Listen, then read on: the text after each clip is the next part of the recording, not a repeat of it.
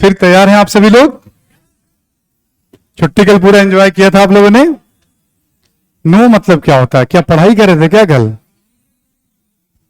अच्छा कर लो पढ़ाई, अभी अच्छी बात है ना? अभी कर लो पढ़ाई, बट कभी कभी लगेगा तुम्हें कुछ छुट्टी मिलनी चाहिए अब, है ना? सभी ऑनलाइन स्टूडेंट्स को भी गुड आफ्टरनून, है ना? अच्छा, अभी क्या आप अलग बैच के स्टूडेंट्स हैं? ओके,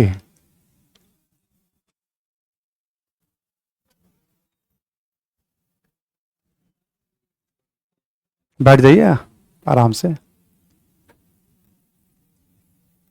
हम लोग इस समय बात कर रहे हैं बुद्ध काल के बारे में, याद है ना सभी को?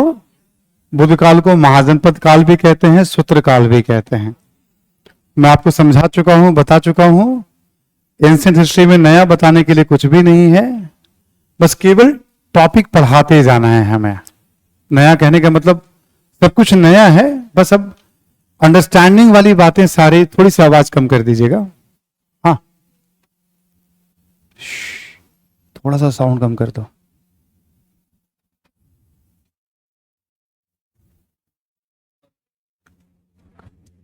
कोई बात नहीं, रिकॉर्डिंग देख लेंगे, बोलो ठीक है। कुछ बच्चे शायद क्लास के ऊपर होंगे, मतलब, है ना? तो रिकॉर्डिंग देख लेंगे थोड़ी देर वो, ठीक है। क्लियर ना सभी को?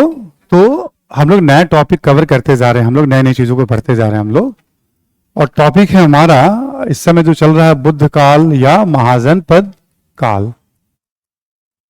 और बुद्ध काल या महाजनपद काल में हम लोग जो अब तक पढ़ चुके हैं, पहला साहित्य के बारे में, रिमेंबर? पिछले क्लास में कुछ राइटिंग वाइटिंग भी करवाई थी आपसे, राइटिंग वाइटिंग, फाइटिंग, काइटिंग, क्या कुछ ध्यान है क्या? ना लिखा था आपने? घर पे जाकर उसको दोबारा पढ़ा क्या? कितने लोगों ने पढ़ा? Very good. बाकियों ने क्यों नहीं पढ़ा? क्या अच्छा नहीं लिख रहा था क्या? अच्छा लिखो या बुरा लिखो, खुद लिख रहे हो, खुद पढ़ना है ना तुम्हें। हाँ, पहली बात हमने क्या, कितनी बातें याद आ पा रही हैं? लिखने में पहला चीज क्या सामने आता है? कितनी बातें हमें याद आ रही हैं। पहला तो ये हो जाता है हमारा नंबर 1, ठीक है। फिर उसके बाद हमें याद है तो हम कितना लिख पा रहे हैं, हम क्या मिस कर जा रहे हैं हम। फिर हमने थोड़ा बहुत टाइम का भी वो रखा हमने, मतलब कि स्पीड थोड़ा सा जाने अनजाने थोड़ा बहुत आपको, चूंकि मेरे साथ साथ है तो आप करते चले जाएंगे आप। और हमने पहले भी कहा ancient medieval history even mains में भी कुछ एक अपवादों को छोड़ दे तो स्ट्रेट रहने वाला है। इवन ऑप्शनल वगैरह में भी चीजें स्ट्रेट होती हैं, कुछ बातें पढ़नी होती है एक्स्ट्रा हमें। प्रश्नों को ज्यादातर घुमाने की प्रवृत्ति यहां पे भी है, बट कम है। जिस भी लेवल पे होगा वो लेवल समझ जाएगा। आप क्लास नोट्स पे ध्यान दीजिए, मैं जो समझाता हूं उस पर ध्यान दीजिए, सारे कनेक्शन उसमें मैं बना के चलता हूं, तो कहीं कोई समस्या आनी नहीं है उसमें, ठीक है। जितने PYQ में टॉपिक कंप्लीट होते हैं हम लोग डिस्कस भी करते चले जाएंगे हम लोग साथ साथ, आपको समझ में आ भी जाएगा कि हाँ ठीक है, कहीं कहीं डिफिकल्टी लेवल है तो है। कौन सा एग्जाम अपने घर वाले ले रहे हैं कि डिफिकल्टी नहीं होगा? होगा। सवाल ये होता है, मेरिट वाली बात होती है, कितना मेरिट जाएगा, हम कैसे तैयारी कर रहे हैं, मेरा होगा कि नहीं होगा, हमें ये देखना है। डिफिकल्ट पेपर का आना वो भी एक अपॉर्चुनिटी होता है। हम अपनी तैयारी को किस लेवल पे रख रहे हैं ये इंपॉर्टेंट होता है, ठीक है। हम तैयारी को किस लेवल पे रख रहे हैं।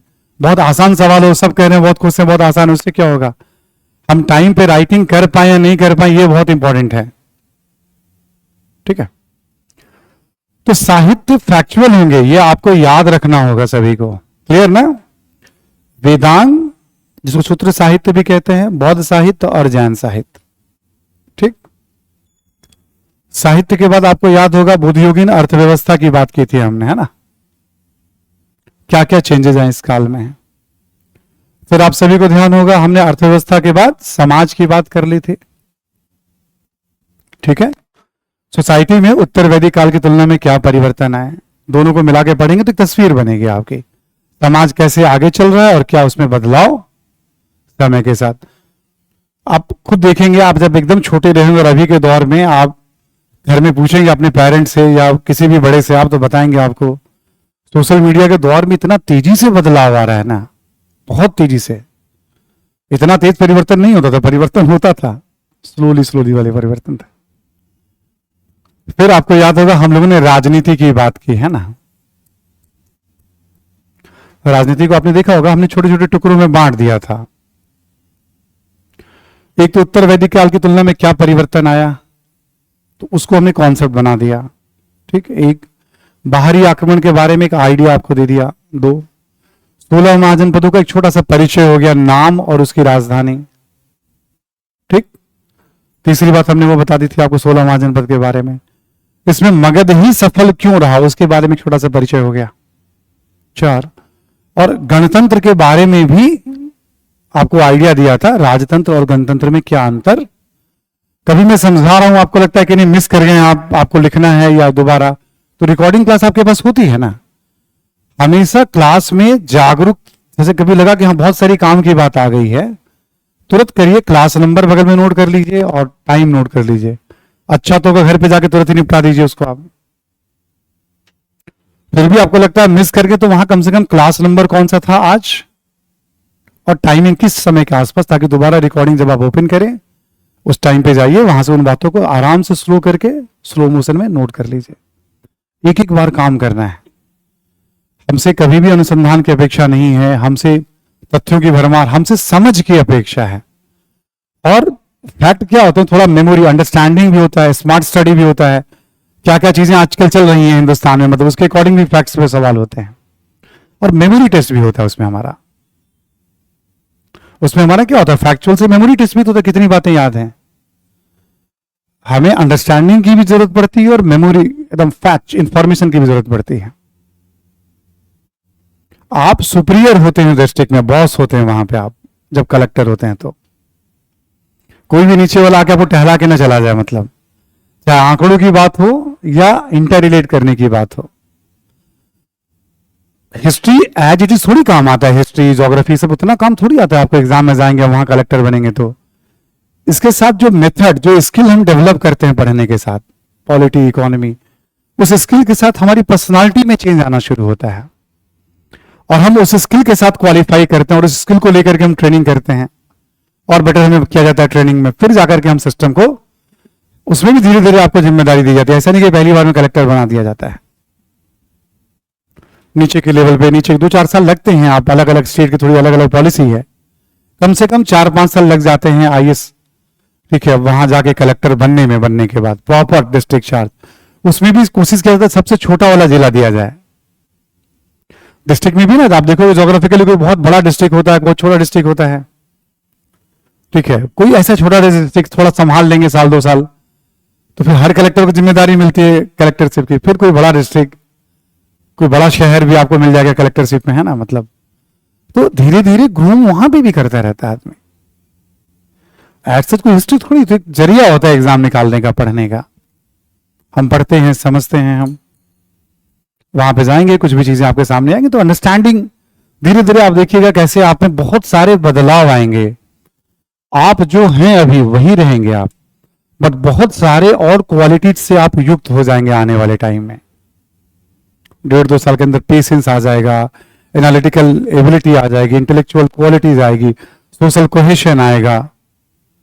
ठीक है, बहुत सारे उतार चढ़ाव को झेलेंगे आप। कभी कभी घबराएंगे, मुझे याद नहीं हो रहा है, 10 बार घबराएंगे, 10 बार मजबूत होंगे। क्या होता है, मजबूत ही तो होता है आदमी। अचानक से कलेक्टर में कोई घबराहट, वहां वाली सिचुएशन आ गए, अब आपका ही हार्ट बीट बढ़ने लगेगा। अभी बढ़ने दो, अभी बढ़ रहा है तो कोई बात नहीं, कुछ बोलने में, लिखने में सब ठीक हो जाएगा। जब आप ही घबरा जाएंगे तो बाकी कोई क्या करेगा वहां पे। सिचुएशन हमेशा पूछ के थोड़ी आते हैं वहां डिस्ट्रिक्ट में। तो आपको पता ही नहीं चलेगा कि आप 2-2.5 साल में कितना बदल चुके होंगे पहला अटेम्प्ट देते देते। देखने में भी आप वही रहेंगे, बट उन सारे गुणों से युक्त हो जाएंगे आप, क्वालिटीज से। जैसे हैं वैसे ही दिखेंगे आप। ठीक है, तो इसलिए ये प्रोसेस चल रहा है, इस प्रोसेस में आप बहुत कुछ लर्न करते चले जाएंगे आप। ठीक है, तो राजनीति में अलग अलग बातों को हमने देखा था। हमने कहा था इंपॉर्टेंट है धर्म। प्रारंभिक परीक्षा में धर्म से प्रश्न होते ही होते हैं। ठीक, प्रारंभिक परीक्षा में आपका सेशन एंड हो गया क्या, ऊपर चल रहा है अभी? अच्छा, एंड होने वाला था क्या? अनाउंस किया गया है क्या? कैसे पता चला आप लोग क्लास चल रही है नीचे? अरे यार, तो बीच के सेशन में से आना ठीक थोड़ी था, रुक जाते थोड़ी देर और। चले क्या हम सबके सब ऊपर ही एक बार? हैं भाई, हम भी बैठेंगे सेशन में, ठीक? क्या अब तो क्या सर से बातचीत तो हो गई होगी ना? दोनों इस बैच में भी आए, वहां भी आए हैं। सूचना आप लोग को दिया गया था मेरे ख्याल में। सूचना नहीं था आप लोगों को?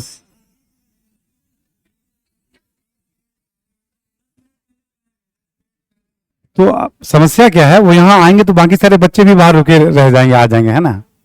एक अव्यवस्था वाली स्थिति हो जाएगी। हमें भी जानकारी नहीं थी, हमें तो आपको तो 20 मिनट पहले दिया गया।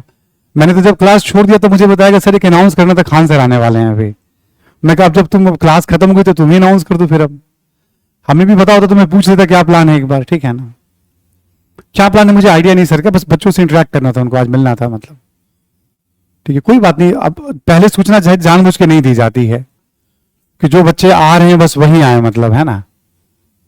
क्योंकि बच्चे भी पुराने भी और भी है ना, सब बहुत सारे आ जाते हैं, मतलब फिर वीडियो बना करके लोग डालने वाले बहुत सारे लोग होते हैं ना कि देखो क्लास कैसा चल रहा है ना, ऐसा चल रहा है, वैसा चल रहा है, ठीक है, इस तरह की बातें भी। और हम लोग लेते तो चल जाता है, हम लोग सोशल मीडिया वाले नहीं है ना हम लोग, मतलब उनकी कोई भी बात तो न्यूज बना दी जाएगी उसको, भाई देखो खान सर जो है बच्चों के साथ इतनी भीड़ में बच्चों को पढ़ा रहे हैं, अत्याचार कर रहे हैं, शोषण कर रहे हैं, मतलब जबकि ऐसे पढ़ा थोड़ी ना, तो बच्चों से बस मिल रहे हैं वो तो, मतलब ठीक है। तो थोड़ा उल्टा पुल्टा सा है। बाकी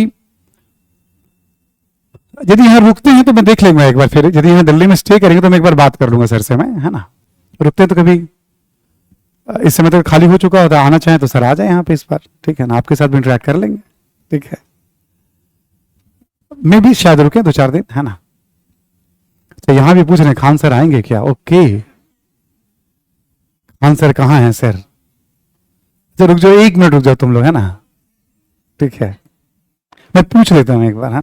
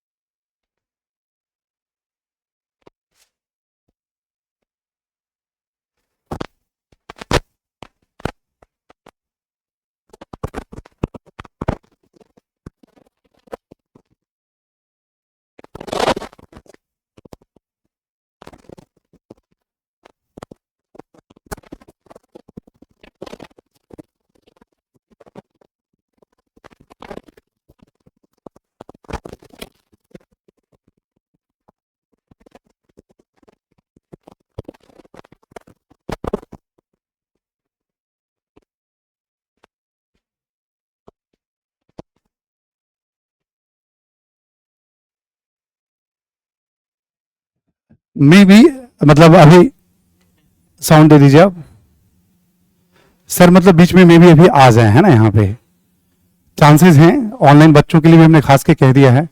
कई बार बच्चे पूछते रहते थे सर हैं तो अभी यहाँ हैं, तो हमने कहा कि भाई, तो किसी ने कहा कि नहीं सर इन बच्चों को तो जानकारी दे दी, कोई बात नहीं, आप 2-4 मिनट यहाँ हैं तो यहाँ पे रिक्वेस्ट किया गया है कि ऑनलाइन बच्चे भी हैं, है ना? मे भी सर रहेंगे अभी आपके बीच में, है ना? हम लोग टॉपिक पे बातचीत करते हैं, ठीक है? अरे मैं हूं, मुझे थैंक यू बोलो। देखो वो क्या कहते हैं कि, अच्छा आई आप क्यों हंस क्यों रहे तुम लोग यार किसी बात में, मतलब दोस्त ऐसे ही होते हैं, ध्यान रखिएगा। दोस्त ऐसे ही होते हैं, फेल कर जाने पे झूठ मूठ का दुख मनाएंगे और टॉप कर जाने पे बहुत बुरा लगता है मेरे साथ था, टॉप कैसे कर गया। तो राजनीति के बाद हम लोग धर्म पे आ गए थे, है ना? ठीक है, देखो ये सब मत लिखा लोगों। अच्छा खान सर यार एक अलग चीज है, मतलब वो लिविंग लेजेंड है। कौन क्या, देखो हमारा काम तो प्रोफेशनली पढ़ाना है ना, आईएएस के लिए, और 19 साल से पढ़ा रहे हैं हम लोग, ठीक है? हिस्ट्री बैकग्राउंड है सर का, अलग तरीके का। सर का वीडियो देख के हम लोग को बहुत आनंद आता है। आप देखोगे आमतौर पे सोशल मीडिया पे बहुत सारे लोग हैं, पर आप कभी नोटिस करोगे सर किसी टॉपिक पे कोई टॉपिक हो सकता है, परमाणु बम पे भी उन्होंने एक वीडियो उनका आया सर का भी, ठीक है, परमाणु बम कैसे बनता है, आप जीवन भर कभी नहीं भूलोगे। तो उनका एक अलग क्लास है, मतलब मेरी माँ खुद उनका वीडियो देखती हैं, मेरा वीडियो तो कभी नहीं देखती हैं, ठीक है। बोलती तुम बेटा पता नहीं क्या क्या पढ़ाते रहते हो। वो खान बेटा के बाद सब समझ में आ जाता है हमको, ठीक है, ठीक है। क्यों? तुम तो दूसरे बैच में हो, आजकल तुम आ भी नहीं रहे उस बैच में। नहीं, तुम 2-3 दिनों से नहीं आ रहे उस क्लास में। अरे बेटा आ जाओ तुम प्लीज। इसको लगा सर इतनी भीड़ में हमें भी ध्यान रखते हैं, तुम बहुत अच्छा लिखते हो, बहुत अच्छी स्टूडेंट है, प्लीज बैठाइए इनको। आप ही की तरह बहुत अच्छी स्टूडेंट है, बहुत अच्छा राइटिंग करती हैं। तो जो अच्छे स्टूडेंट्स पीछे से आ जाइए, सेकंड रो में आ जाइए, बैठा लो इनको आप।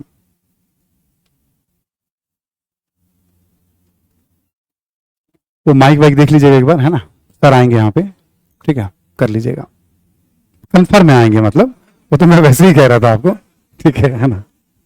फिर मजा नहीं आता ना, जाके बुलाओ कि नहीं, चलिए बुला रहे हैं सब, फिर बोले नहीं वैसे मजा नहीं आता फिर, है ना। ऑनलाइन बच्चों का ज्यादा नाम ले लिया हमने, बोले कि नहीं सर इन बच्चों को, हमने फिर ऑनलाइन बच्चे भी कई बार कहते रहते थे सर आएंगे। तो मैं ये कह रहा था सर का एक यूनिक स्टाइल है। सबसे बड़ी बात है, देखो जो जैसा बहुत सारे लोग पढ़ा रहे हैं, कोई अलग सब्जेक्ट पढ़ा रहे हैं, बहुत सारे लोग यहाँ मंच में जुड़े हुए हैं, एक तरह का संगम ही है इस समय, मतलब जो कीजिए इससे अपना। बट जो सर का एक विजन है ना, मतलब वो जो विजन होता है कि हम कम पैसे पे अधिक से अधिक बच्चों को एक्सेस करें, हम बताएं। बहुत सारे योग्य बच्चे होते हैं रह जाते हैं पढ़ने से, और सच्चाई है देखो, मैं यहाँ बहुत लंबे समय से हूँ, दिल्ली विश्वविद्यालय से मैं ग्रेजुएट हूँ, पोस्ट ग्रेजुएट हूँ, 1-2 डिग्री और ले रखी है हमने, कुछ पढ़ाने का भी अनुभव है, तो अंदाजा लगा सकते हो कि यहाँ के बारे में कितना मुझे अनुभव होगा, ठीक है। और पढ़ा भी रहा था पीछे एक संस्था में 8 साल से करीब, है ना। और जब मैं पढ़ा रहा था तो स्टिल अभी भी मतलब कोई ऐसा नहीं है जो सोशल मीडिया के लेवल पे मुझे कोई हिसाब से पढ़ने वाले जानते हैं मुझे, मैं भी चाहता हूं मुझे पढ़ने वाले जाने, मेरा गोल बहुत क्लियर है। और मेरी पहचान हमेशा मेरे बच्चे, जब मैं पढ़ा ले जाता हूं ना उसके बाद मेरे बच्चे हो जाते हैं, जब मैं पढ़ाता हूं बैच को, ठीक है ना। क्या बात है, अब तो मुझे कुछ कहना ही नहीं, कहना क्या मुझे, आप इतना कौन स्वागत होगा सर का, मतलब क्या, मतलब ऐसे स्वागत होता है। गुरु कहाँ है, आप दर्शन दीजिए। और लाइव वाले लोग को आवाज जा रही है? हाँ लाइव वाले लोग को तो आवाज जा रही है। आप लोगों को कोई दिक्कत नहीं, बैठिए आप लोग। हिस्ट्री पढ़ के मजा आ रहा है? अरे यहाँ अभी हिस्ट्री नहीं समझ में आया तो फिर कभी नहीं आएगा तुम्हें हिस्ट्री। बस ये है कि जो हिस्ट्री एक बड़ा सब्जेक्ट होता है, इसमें बैकलॉग के लिए कोई चीजें मत रखिएगा। प्रॉब्लम क्या होती है ना, जब अच्छे टीचर पढ़ाते हैं ना, बच्चे ओवर कॉन्फिडेंस हो जाते हैं, और इस सब तो समझ में ही आ गया, हमें घर पढ़ने की क्या जरूरत है। अरे ऐसा नहीं करना, अच्छे पढ़ा रहे हैं तो आपको और मेहनत करना है, उसे अच्छे से मेमोराइज कर देना है। वरना कई बार हम देखते हैं ना कि अच्छे पढ़ाते हैं लोग तो ओवर कॉन्फिडेंस में घूमता है, सर आज पढ़ेगा सर ना, डायरेक्ट आएगा वहां के बाद। ऐसा नहीं कीजिएगा आप लोग, ठीक है। जो पढ़ रहे हैं लोग उसमें घर पे जाके सबके भूलने का चीजें भी अलग अलग रहेंगी। किसी से डेटा भूलेगा, किसी से हो सकता है कि अब जैसे कहानियां नहीं भूलती हैं, बट डेटा, नाम, किताबें, किसने कौन सी किताब लिख दी, कौन सी संधि हो गई, कौन सा अभिलेख हो गया, डेट कौन सा था। मॉडर्न में तो और डेट का लफड़ा है, एंशिएंट में एटलीस्ट डेट वेट का लफड़ा नहीं है, वहां काम किया निकल गया अपना, अच्छे इतिहास थे सब पीछा रहा है। ये डेट वाला आके ना, इस दिन ये हुआ, इस दिन ये समझौता। तो आप समझो कि आप कोई टॉपिक पढ़ रहे हो, जैसे अभी आपका कौन सा टॉपिक चल रहा है, बुद्ध काल, महाजनपद काल। अच्छा, तो देखिए आपको ना डेटा वगैरह में प्रॉब्लम ज्यादा आता होगा अमूमन बच्चों को डेटा में। अब जैसे महात्मा बुद्ध के बारे में आप पढ़िएगा, कहानी सबको पता है, वही शुरू कर रहे थे सर, थोड़ा पढ़ाइए ना अभी सर। वही शुरू कर रहे थे अभी। अब इसमें महात्मा बुद्ध के बारे में आपको क्या चीज दिमाग से उतरता है, कितने एज में उन्हें ज्ञान की प्राप्ति हुई, ये वाला डेटा भूल जाता है। कितने बीसी में जन्म हुआ, कितने बीसी में उनकी महानिर्माण प्राप्त कर ली, यहाँ पे डेटा वाला। कहानी थोड़े भूलेगा, हाँ ये थोड़ी बोलेगा कि सारनाथ में गए थे ज्ञान प्राप्त करने के लिए, मिला नहीं उन्हें, फिर बिहार आना पड़ा। हुआ कि नहीं हुआ? ये चीजें भूलेंगी नहीं। अब देखो जो समझदार बच्चे हैं उन्हें पता है कि क्या क्या चीज भूलने वाली है, क्या क्या नहीं भूलने वाली। भूलने वाले में भी दो है, एक सुपर भूलता है, पक्का भूलेगा ये, और एक होता है कभी कभी भूलेगा। तो जो सुपर है पक्का भूलेगा, उस पर डबल टिक मार लो। जो कम ही भूलेगा उससे सिंगल टिक मारो, और जो भूलता ही नहीं उसे टिक ही मत मारो। समझा क्या? महात्मा बुद्ध ने सिख धर्म चालू किया था, कोई भूलेगा जी? अरे बेवकूफों, सिख धर्म नहीं चालू किए थे, कराएगी नहीं भूलेंगे। तो आप जिस चीज को नहीं भूलते उसे बार बार पढ़ने की जरूरत भी नहीं है, एक बार पढ़ लिए एकदम गहराई से समझ गए। समझ में आ रहा है कि नहीं आ रहा है? लाइव वाले इस चीज को ज्यादा करना आप लोग। होता क्या है ना कि आप जैसे पढ़ लिए, अब जो डबल टिक किए हैं दिमाग में पता है कि ये चीज बार बार भूलेगा, और जो सिंगल टिक किए हैं कभी कभी भूलेगा। तो जो डबल टिक किए हैं ना, उसके एक आध दिन गैप करने के बाद बस उसे देखिए 2-3 सेकंड के लिए, 2-3 सेकंड, ये नहीं कि पूरा पढ़ रहे, 2-3 सेकंड के एक पेज देख रहे हैं, एक पेज के लिए 5-7-10 सेकंड बहुत है। सिंगल पेज को 10 सेकंड से ज्यादा देना ही नहीं है, क्योंकि आपको पूरा पेज नहीं पढ़ना है। जो डबल टिक किए हैं क्या है, और जो सिंगल टिक किए वो अगला पेज। बार बार देखते रहेंगे ना, कभी नहीं भूलेगा, कभी नहीं। टीचर्स को क्यों नहीं भूलता है? ऐसा नहीं, बार बार पढ़ाना है। अभी आपके बैच में हुआ, हो सकता है कि ये इलाहाबाद में जाके पढ़ाना पड़ेगा, अब यही चीज पटना में जाके पढ़ाना होगा, ऑनलाइन पढ़ाना पड़ेगा। कभी कोई बच्चा डाउट में आके पूछ दिया, कभी टेस्ट सीरीज में आ गया, कभी बुक करेक्शन में आ गया, अरे भूलता ही नहीं है हम लोग को। रीजन क्या है कि भूलने का नौबत ही नहीं आता। नहीं तो अभी हम लोग 2-3 साल छोड़ दे पढ़ाना, आधा गायब हो जाएगा। क्यों सर? एकदम एग्री है सर। आप पता नहीं आपका गायब होगा कि नहीं, हमारा तो आधा गायब हो जाएगा छोड़ दे तो। सर देखिए, आपका गायब होगा ना तो आपका आधा को तो हम लोग को पूरा गायब हो जाएगा। नहीं सर, सबके साथ ऐसा होता है। तो आप दिमाग ऐसा कंप्यूटर है ना, इस गधा बिना पूछे डिलीट मारता है। अरे यार कोई फाइल डिलीट मार रहे हो तो पूछो, यस नो, बिना पूछे डिलीट मारता है, और इसका रिसाइकिल भी नहीं होता है। गायब मतलब गायब। और अगर सेम फाइल को दोबारा डाउनलोड कीजिएगा तो बड़ी दिक्कत करता है। तो इसलिए नहीं पढ़िए, ये समस्या नहीं है। पढ़ के भूल गए, ये ज्यादा समस्या, समझे ना? मत पढ़ के मत भूलिएगा लोग, यहाँ पर कोशिश कीजिए कि भूलिए ही नहीं आप। और वही वाला चीज पूरा नहीं पढ़िए यहाँ पे। 10 सेकंड, एक पेज को कितना सेकंड? 10 सेकंड यहाँ पर कहानी। अब जैसे मेडोवल में आएंगे वहां पे, तो वहां आपको ना अलाउद्दीन खिलजी वगैरह ही नहीं भूलेगा यहाँ पे, बट भूलेगा ना किस टाइम पे कौन सा युद्ध लड़ा था, वो टिक मार दीजिए। आपको पता है कि पद्मावती रानी की कहानी, चित्तौड़गढ़ का युद्ध, राजा रतन सिंह, वही भूलेगा हुआ कब था। सारा चीज याद रहेगा, किस लिए हुआ था वही भूल जाएगा। यहाँ पर असहयोग आंदोलन सबको याद रहेगा कि जवाहरलाल नेहरू किए थे क्या, सबको पता है गांधी जी ने किया था। नाम ही असहयोग, अंग्रेजों का सहयोग नहीं करना है। भूलेगा क्या कि पहला दिन कौन स्टार्ट किया गया था, बाल गंगाधर तिलक जी की मृत्यु हो गई थी, चौरी चौरा हत्याकांड हुआ कब था, जेल कब गए थे, निकले कब थे, ये छोटी छोटी चीज सबको पता है। गांधी जी जेल गए थे, सबको पता है। चौरी चौरा हत्याकांड हो गया था, सबको पता है। लेकिन प्रॉब्लम कब आएगा, कितने फरवरी को हुआ, कितने फरवरी को हुआ।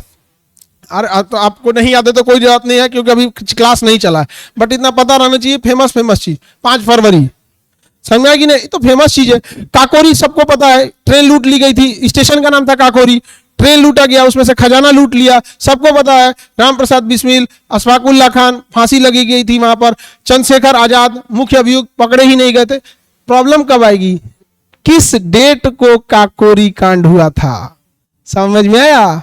बस वो डेट में याद रखिए। तो ठीक किस पे मारिएगा, डेट। समझ में आ गया कि नहीं आ गया? तो हर सब्जेक्ट का अप्रोच अलग अलग रहेगा, समझ में आ गया कि नहीं आ गया? अब जैसे ज्योग्राफी आप पढ़ रहे हैं तो वॉल्केनो है, ये थोड़ा पता है कि सबको पता है जागृत ज्वालामुखी हमेशा भड़केगा, सुसुप्त रहेगा, कभी कभी रहेगा, मरा हुआ कभी नहीं होगा।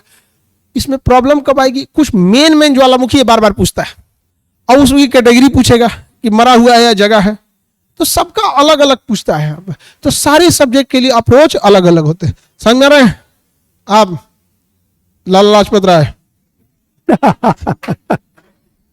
कोई दिक्कत? कहां घर है आपका? जौनपुर। अच्छा, यूपी से आ रहे हैं। चलिए, जौनपुर में बता सकते हैं किस लिए प्रसिद्ध था? ये एक गांव से सबसे ज्यादा आईएएस हुए थे।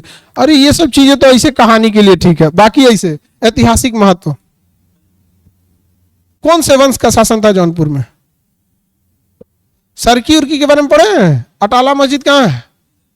हाँ, तो कौन वंश के समय था? तो अपने एरिया वाला जानना है वहां पे। ऐतिहासिक महत्व रहा है जौनपुर का। वहां पे मध्यकाल का सिराज कहा जाता था जौनपुर को। एजुकेशन का हब था अपने समय में। जैसे एजुकेशन के कई हब बने थे, तक्षशिला बना था, उधर में विक्रमशिला बना था, नालंदा बना था, उसी तरह से मध्यकाल में क्या बन गया था आपका? जौनपुर बन गया था। 21वीं सदी में केजीएस बन रहा है।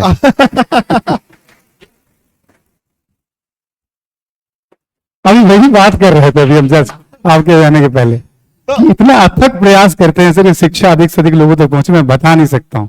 मैं यही बता रहा था कि सर का वीडियो माँ हमेशा देखती है, बोले बुआ तू पढ़ाओ तो हमारा समझ में ना बोले, तो पता नहीं कहा बोले, बुआ की पढ़ाई सब समझ में, मतलब बेटा पढ़ाते तो हमको सब समझ में आ जाता है, ठीक है जब बताते हैं। तो सर का एक यूनिक स्टाइल है अपना, एजुकेशन को लेकर विजन है, मिशन है अखंड भारत को लेकर के, है ना। बस वही शेयर ही कर रहे थे सर अभी तो हम। तो आप लोग सौभाग्यशाली हैं जो ऐसे टीचर से पढ़ने का मौका मिला है, वरना यहाँ आप देखिएगा कमो बेस हर कोचिंग की एक ही कहानी है, एक टीचर अच्छा तो दूसरा टीचर का कोई मतलब नहीं है। फीस आप लोग उनके लिए क्या है, एक पैसा कमाने का रास्ता है, बस आप आ गए अब पैसा ले लेना है आपसे आप। तो हम लोग इस सब चीजों से लड़ रहे हैं ताकि आप लोग को बेहतर एजुकेशन मिल सके। आप अच्छे से रेगुलर मेहनत कीजिएगा, घर पे जाके अच्छे से पढ़ाई कीजिएगा, हम लोग को बहुत खुशी होती है।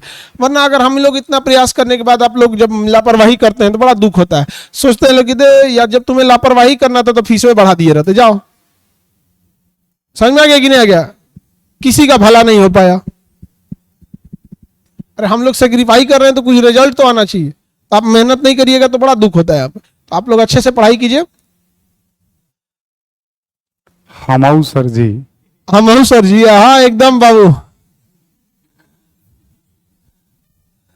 सुजीत सर बेटर टीचर है हिस्ट्री के, बेटर नहीं बेस्ट, बेस्ट। असल में अंग्रेजी कमजोर है सब।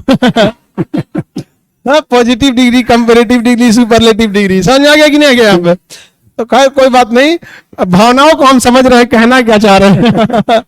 कोई प्रॉब्लम नहीं होगा आप लोग को, ठीक है। ये जगह से भी कोई दिक्कत नहीं है, जगह में भी आप लोग अकोमोडेट कर गए। ऑनलाइन वाले आपको जगह का क्या मतलब है, तुम भैंस के ऊपर चढ़ के पढ़ो, उससे कोई मतलब नहीं हम लोग को। हम लोग को तुम्हें अच्छी क्वालिटी का पढ़ाई दे देना है यहाँ पे, बाकी आप लोग को यहाँ पे प्रॉब्लम नहीं आएगा। छोटी छोटी प्रॉब्लम आप लोग अपने से सॉल्व करेंगे लोग, ठीक है। कोर थिंक है कि पढ़ाई का स्टैंडर्ड ठीक रहना चाहिए। रिवीजन आप लोग को अपने हिसाब से करना है, बता दिए तरीके आप लोग को। सारा चीजें नहीं पढ़नी है, जरूरी नहीं है कि हो सकता है कि इन्हें 10 टॉपिक में प्रॉब्लम है तो इसको 20 टॉपिक में प्रॉब्लम आ जाए, तो हो सकता है उसमें, तो आप 20 ट्वीक करिएगा, हमें ये चीज भूलता है। अगले टॉपिक में हो सकता है कि जैन धर्म में इन्हें ज्यादा प्रॉब्लम है, आपको ज्यादा, किसी किसी को मध्यकालीन में यादें नामे नहीं याद होता है, बड़का बड़का नाम होता है उसमें, मिनहाजुस सिराज। अच्छा अमूमन आप लोग उस नाम से परिचित नहीं होते हैं। यामिनुल खिलाफत नसरी अमीरुल मोमिनीन। हाँ एकदम। अच्छा उपाधि हो जाती है अमीरुल मोमिनीन। अगर किसी को उर्दू आइडिया है तो उन्हें पता चलता है इसका कोई मतलब नहीं बनता अमीरुल मोमिनीन, समझ आ गया? इसका कोई बस ऐसे नाम नहीं देखते हैं, नाम के आगे कुमारी जोड़ देते हैं, कुमार जोड़ देते हैं, नहीं समझ में आ गया? तो एक्स्ट्रा नाम को बढ़ाने के लिए नहीं जोड़ देते हैं लोग। तो वो क्या होता है ना, जो उर्दू आइडिया होता होगा उन्हें समझ में आता होगा। तो मध्यकालीन में जिन्हें उर्दू का थोड़ा बहुत समझ है ना, वो बहुत अच्छे से समझ जाते हैं, क्योंकि ज्यादातर टाइम वही था यहाँ पर, टाइमिंग वहां आता है ना। क्योंकि भारत में ना आप देखेंगे, हम जब मध्यकालीन पढ़ेंगे, मोहम्मद बिन कासिम के बाद जितने भी उधर से बाहर वाले आक्रमणकारी आए थे, उन्हें राजस्थान वालों ने रोका था बहुत अच्छे ढंग से। लेकिन जब उधर से गौरी आया ना, तो गौरी के बाद कोई रोक ही नहीं पाया। गौरी के आने तक में 300-400 साल लग गए थे। 400 साल तक राजस्थान वाले शासकों ने रोक के रखा था, और जैसे गौरी आया अगले 1 साल में पूरा भारत कब्जा। सोचिए क्या सेक्रीफाइस था, 400 साल तक रोक के रखा था। उन्हें पता था कि भैया यही प्रॉब्लम है सब, इनको हिल गए ना तो फिर दक्षिण भारत तक जा सकते हैं, पार कर गए दक्षिण भारत। खैर दक्षिण भारत की ज्योग्राफी अलग है, वो सर आपको एक एक चीज पढ़ाएंगे। कई बार ज्योग्राफी से आप नहीं लड़ सकते हैं, समझा? You can not fight with nature. Afghanistan में अमेरिका क्यों हार गया? अरे केवल पहाड़ है, केवल और केवल पहाड़ है। वो हल्का सा से छुप जाएगा तो आपका गोला बंदूक सब गया काम से यहाँ पे, और उसका क्या वही घर है, उसका छुपे रहेगा। अब आप नेपाल में जाके नेपाली को हरा देंगे? अरे भैया तुम कभी नेपाल गए नहीं हो। नेपाल नहीं गया, एक बार जाना ना, तुमको डर के मारे हालत खराब हो जाएगी। यहाँ पे पहाड़ पे कभी जाना, हम तो उधर बहुत बड़ा पहाड़ पे नहीं, जैसे सिक्किम में भी बहुत बड़े बड़े पहाड़ है। अच्छा वहां बस जो होती है, बस आप देखना तो बस का ना चक्का यहाँ होता है थोड़ा सा पीछे ऐसे, और ना इसकी बॉडी आगे तक होती है, ये यूं तक ऐसे बॉडी थोड़ी सी ना आगे होती है। यहाँ ड्राइवर बैठा होता है, हम एक बार यहाँ बैठ गए, अब रास्ता यहीं पे खत्म था। अब रास्ता, वो ड्राइवर को आइडिया था कि उसका चक्का रास्ता में है और ये बॉडी हवा में लहरा रही थी, और हम एकदम आगे थे। हम कहीं कि ले गया हमको यार, हम कहे ले गया हमको यार। सबका अपना अपना अलग अलग होता है, नेचर से फाइट नहीं कर सकते। तो जब आप हिस्ट्री पढ़िएगा तो ये सारी चीजें आपको एक साथ आएंगी, लेकिन अगर आप लापरवाही करेंगे तो उसका कोई इलाज नहीं है। पढ़ाई कीजिए और कुछ नहीं। ऑनलाइन वाले आपको ज्यादा डिसिप्लिन रखना पड़ेगा। रखवा रहे हैं सर इनको भी, हम ट्रेनिंग चल रही है इनकी हमारे साथ अभी। ऑनलाइन वाले लोग सर आप सर वो कल कोई किसी भाभी जी को याद करने लगते हैं, हंसना कोई भाभी जी नमस्कार कोई कर देता ऑनलाइन में कभी, ओ ठीक है, ऑनलाइन वाले लोग थोड़ा इस सबसे कमेंट वगैरह से बच के रहना, क्योंकि तुम्हें कमेंट करने में बहुत टाइम लगेगा। हम लोग 2 मिनट में बंद कर देंगे कमेंट। समझ आ गया कि नहीं आ गया? अच्छे बच्चे बहुत है सर, बहुत अच्छे बच्चे, एक बार दो चार बंद करके बच्चे देखिए तो दोनों का कमेंट एक बार इनेबल कीजिए। हाँ बस बस। अब देखो ऑनलाइन वालों, कितना टाइम लगा हम लोग को, खत्म हो गया।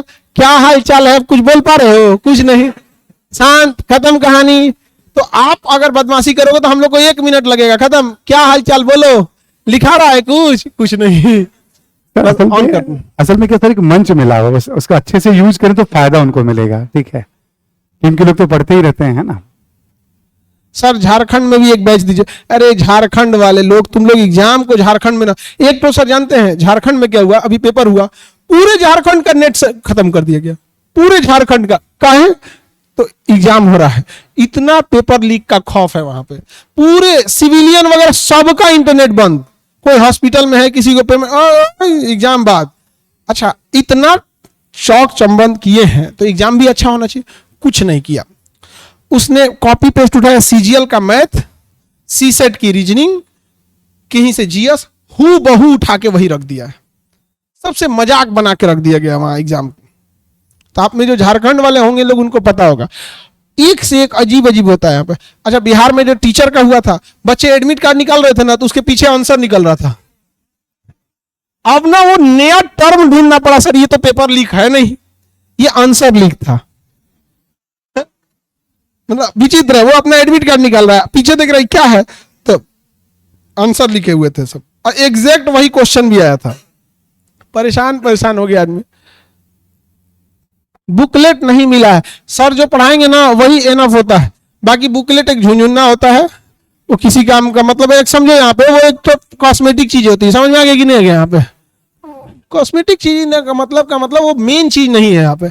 आप ही बताओ, कॉस्मेटिक चीजें कितने काम की होती है? कुछ नहीं। इंटरनल आपका अपना क्या नेचर है, क्या स्वभाव है, कितना डिसिप्लिन है, यही काम आता है। उसी तरह आप क्लास में क्या पढ़े हैं, सर कितना पढ़ा है, यही काम आएगा। वो बुकलेट लेके पढ़ना रहता ना, तो किताब बेचने वाला सबसे पहले यूपीएससी टॉप करता, उससे ज्यादा बुकलेट है तुम्हारे पास। समझ में आ रहा है कि नहीं? तुम न्यूजीलैंड हरियाणा, हाँ ठीक है, ड्रेस भी तुम्हारा न्यूजीलैंड की तरह है, और चेहरा भी तुम्हारा एकदम गोरा न्यूजीलैंड की तरह है। न्यूजीलैंड की टीम से लग रहा है।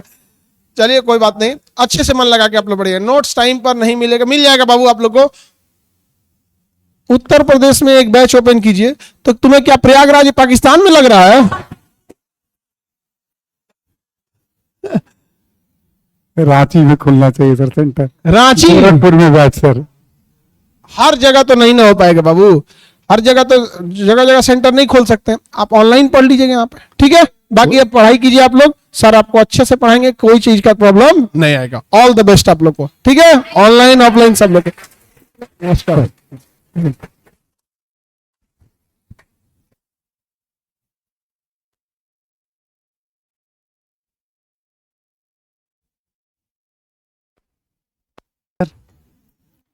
अच्छा, मैं बाहर जाता हूँ, बंद कर दे तो बाहर की बात अंदर ना आए, ठीक है? गुड। आइए हम लोग टॉपिक पे आते हैं, है ना। Thank you. मुझे इतना गर्म दोस्ती से थैंक यू तो बोलो कम से कम तुम लोग यार, ठीक है? हाँ, लगना तो चाहिए कि कुछ जोश मुझे भी हो। हाँ हाँ, ये हुई बात। चलिए आइए। हाँ, मैं आ गया, कहाँ गए थे? बस ऐसे ही सर से जब मुलाकात हो गई। अब किन्हीं गेस्ट को बुला के लाओगे, वैसे तो सर ही सब कुछ है यहाँ के, बट उनको छोड़ने तो जाओगे कम से कम, ठीक है? जब आप आमंत्रण देने गए हो, है ना। तो हो गई बातचीत, मुलाकात हो गई, है ना। सर वैसे पावर हाउस है एनर्जी के, जहां जाते हैं वहां माहौल थोड़ा बदल जाता है, और बहुत मजबूत इच्छा शक्ति के धनी हैं, विजनरी हैं बहुत, और एक बड़ा विजन है। अब अभी जैसे सर ने क्या कहा कि किसी संस्था में चाहे आप 1 टीचर या 2 टीचर, ऐसा होता है सिस्टम। इनको एक बार लगता है कि नहीं ये शिक्षक बहुत अच्छे हैं, तो बहुत जितना टाइम देना पड़े टाइम देते हैं, हर तरह से बात। सर अब हमारे यहाँ जुड़ जाइए, बच्चों को पढ़ाइए आप, ठीक है? तो बहुत एक अच्छा विजन है सर का अपना। अभी 1.5 साल 2 साल हमें हुआ है, मतलब ऑफलाइन, और ऑफलाइन में तो अभी 1.5 साल भी नहीं हुआ है, ऑनलाइन में शायद 1.5 साल हो गए हैं, या 2 साल मुझे लगता है। ऑफलाइन तो स्टार्ट ही हुआ है, तो चीज़ें लगभग ऑर्गेनाइज वाले स्टेज में। टीचर के लेवल पे इनका मानना है कि भाई शिक्षक अच्छे हों सर, तो बच्चे कहीं भी बैठ के पढ़ लेंगे, धूप हो, छाँव हो, बारिश हो, पढ़ाने वाला होना चाहिए, मतलब, ठीक है ना। शिक्षक अच्छे नहीं है सर, तो आप उसको 5 स्टार में दे दो, सब कुछ कर दो, तो अब हर आदमी का अपना एक झुकाव होता है, अब उनकी संस्था है तो सरकार सोचे शिक्षक अच्छे आने चाहिए हमारे पास, बच्चे पढ़ेंगे। ऑनलाइन के लिए हम लोगों ने कई बार कहा भी था, तो उसमें था कि सर बहुत अच्छे बच्चे भी हैं ऑनलाइन में जो नहीं आ सकते हैं, बहुत सारी मजबूरियां आई, तो उन तक एक्सेस रहा किसी तरह से भी, उनको एक आइडिया तो लग जाएगा कम से कम कैसे पढ़ा जाता है, क्या होता है ना। चलिए आइए हम लोग टॉपिक पे आते हैं, और हम लोग बातचीत अब शुरू कर रहे थे, आपको याद होगा, बौद्ध धर्म पे। ठीक है, बहुत इंपॉर्टेंट है आपका एग्जाम के पॉइंट ऑफ इस टॉपिक। हमने पहले भी बताया था आपको बौद्ध धर्म के बारे में कि एग्जाम में अधिक से अधिक सवाल प्रारंभिक परीक्षा में एवरी ईयर, मुझे जहां तक याद है 15-20 सालों में शायद कोई एक आध साल ऐसा होगा जब इससे सवाल नहीं पूछे गए हैं।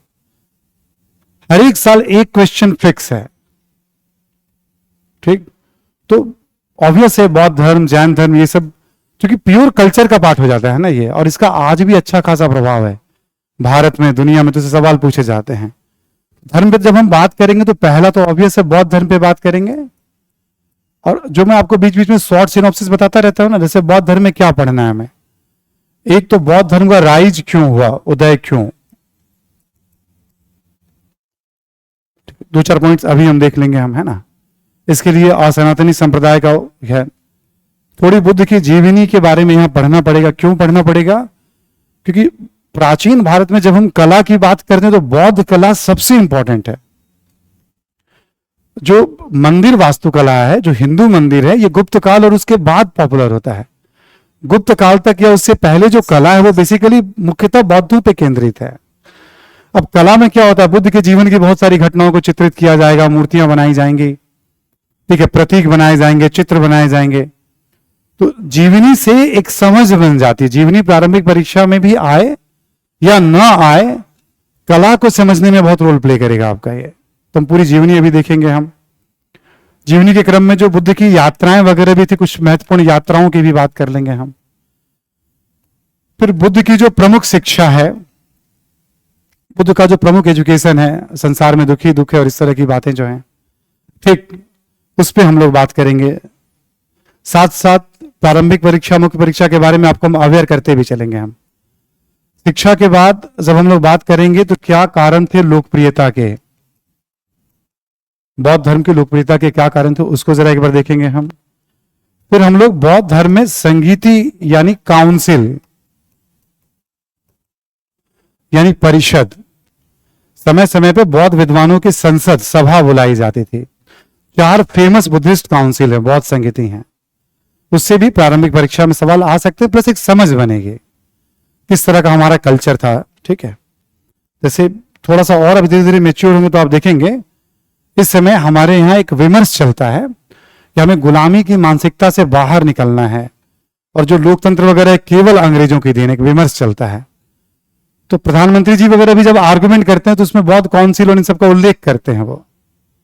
ठीक है, तो चीजों का कैसे इस्तेमाल होता है आप देखेंगे। कहीं भी प्रधानमंत्री जाते हैं, अक्सर जब तनावपूर्ण क्षेत्र होता है तो हमेशा कहते हैं हम बुद्ध के देश से आए हैं और युद्ध नहीं चाहते हैं। बुद्ध और युद्ध शब्द का हमेशा यूज करते हैं, तो आप देखोगे कितना रेलिवेंट है। दुनिया के बहुत सारे देशों में आज बुद्धिज्म है, उन देशों के साथ हमारे संबंध बहुत अच्छे हैं, टूरिज्म बहुत अच्छा है, रिलेशन बहुत अच्छे हैं। तो ये तो धर्म हमारे लिए आज भी बहुत रेलिवेंट है यदि व्यवहारिक तरीके से देखा जाए। शिक्षाओं से क्या होता है, पता चलता है बुद्ध क्या सिखा के गए लोगों को, क्या आचरण करें, क्या आचरण न करिए, सारी बातें आपके सामने आ जाएगी, है ना।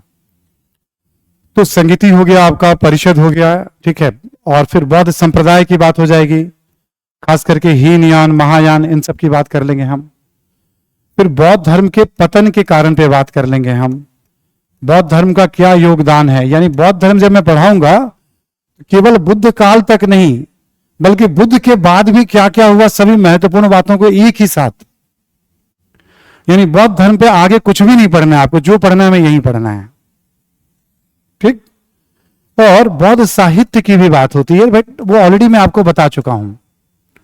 हीनयानी साहित्य, महायानी साहित्य, उसका परिचय मैं आपको 2 दिन पहले वाली क्लास में दे चुका हूं।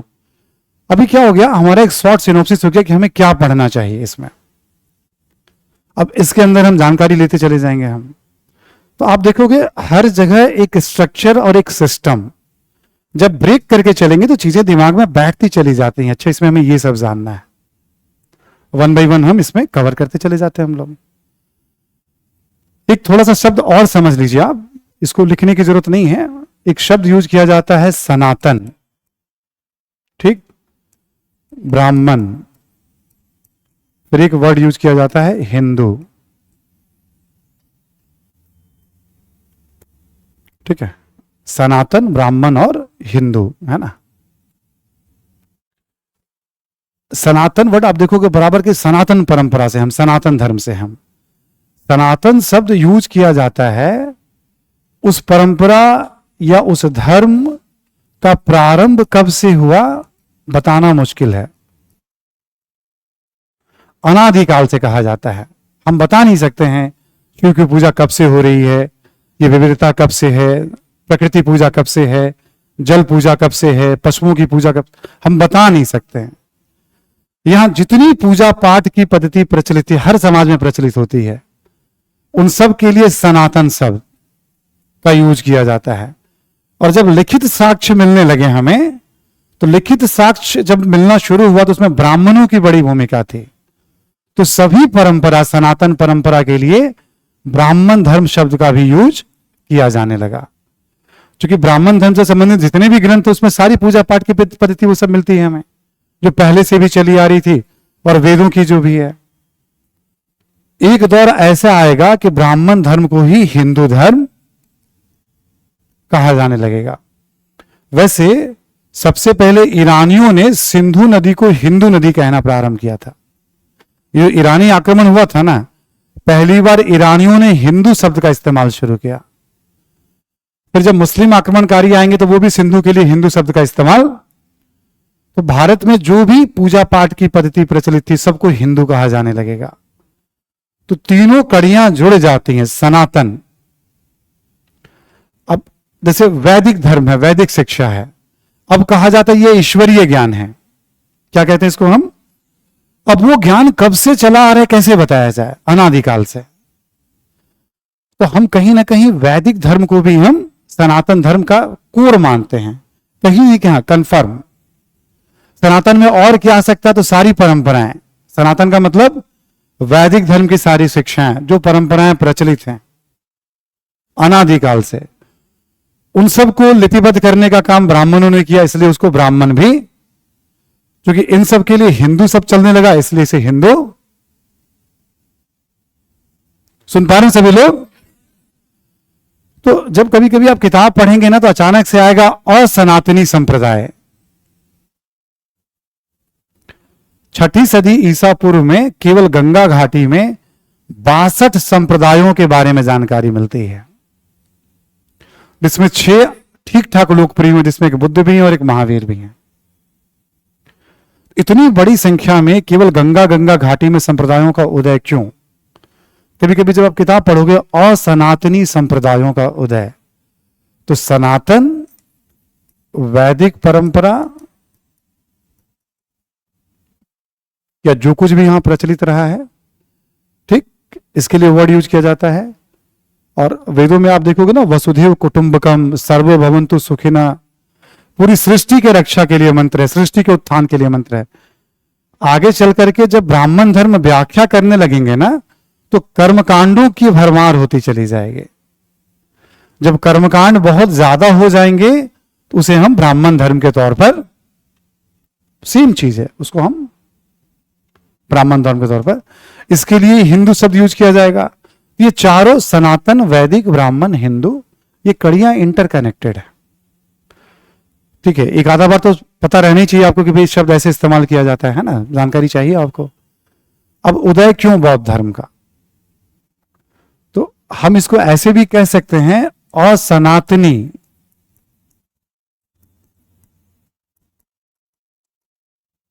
संप्रदायों का उदय क्यों। ठीक, लिखना शुरू करिए आप, बौद्ध धर्म का उदय क्यों।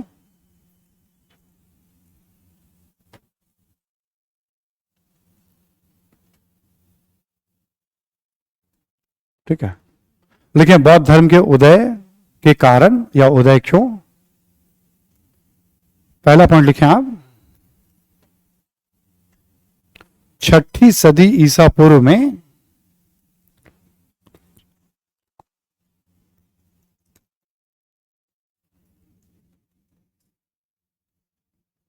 छठी सदी ईसा पूर्व में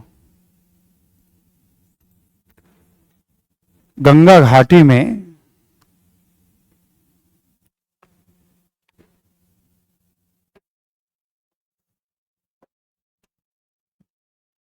जो आर्थिक परिवर्तन हो रहे थे,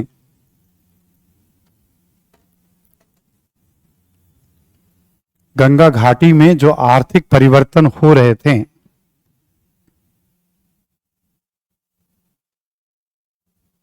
जो आर्थिक परिवर्तन हो रहे थे,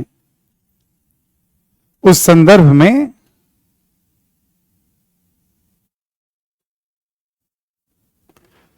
ब्राह्मण धर्म की मान्यताएं बाधक सिद्ध हो रही थी।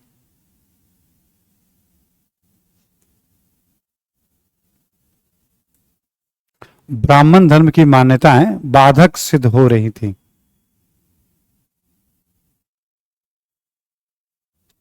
लिखिए, जैसे जैसे पशु बलि प्रथा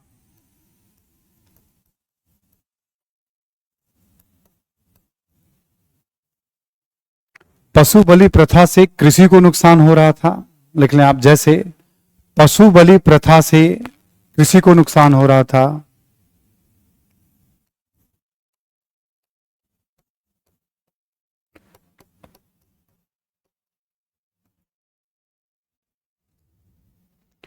कृषि को नुकसान हो रहा था, कॉमा देके लिखेंगे आप, ब्याज पर कारोबार, ब्याज पर कारोबार की निंदा, ये सब ब्राह्मण धर्म में निंदा की गई थी उस समय। ब्याज पर कारोबार की निंदा से व्यापारियों एवं शिल्पियों को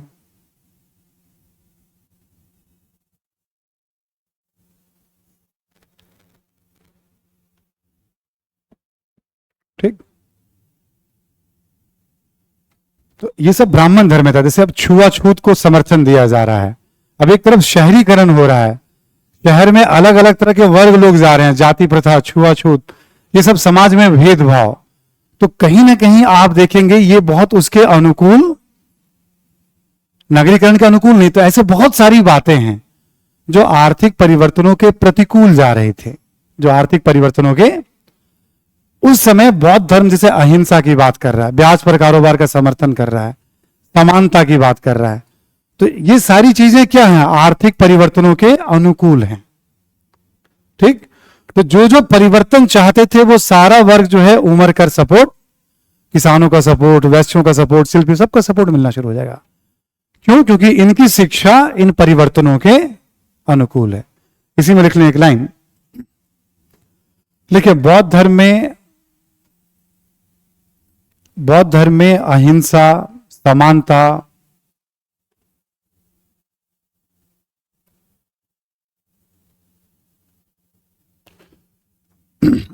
बौद्ध धर्म में अहिंसा, समानता इत्यादि के उपदेश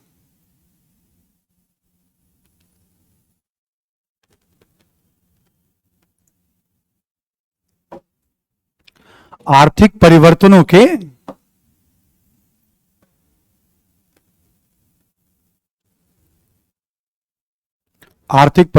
के अनुकूल था।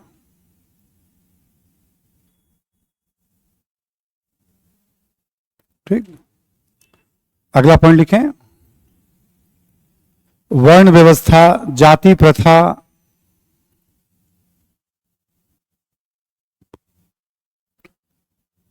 यह सब जन्म पर आधारित हो गई थी।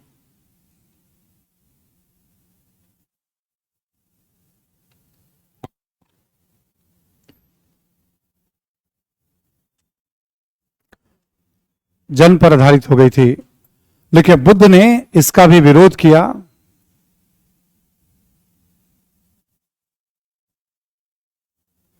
बुद्ध ने इसका भी विरोध किया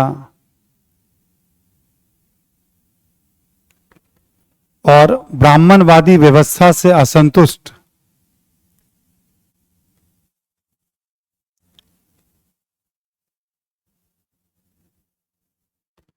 ब्राह्मणवादी व्यवस्था से असंतुष्ट लोगों ने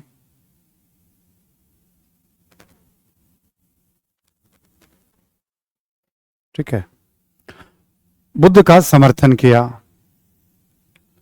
बुद्ध का समर्थन किया, असंतुष्ट लोगों ने बुद्ध का समर्थन किया।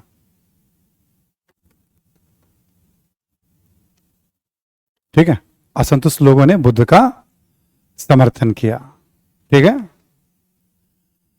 अब जैसे ब्राह्मण को सबसे ऊपर माना गया वर्ण में, अब तो धीरे धीरे जन्म के आधार पे हो गया, तो वर्ण हो या जाति हो। फिर क्षत्रिय, क्षत्रियों को लगता था कि भाई हम राज्य चला रहे हैं, सारी व्यवस्था देख रहे हैं, तो हम दूसरे नंबर पे क्यों।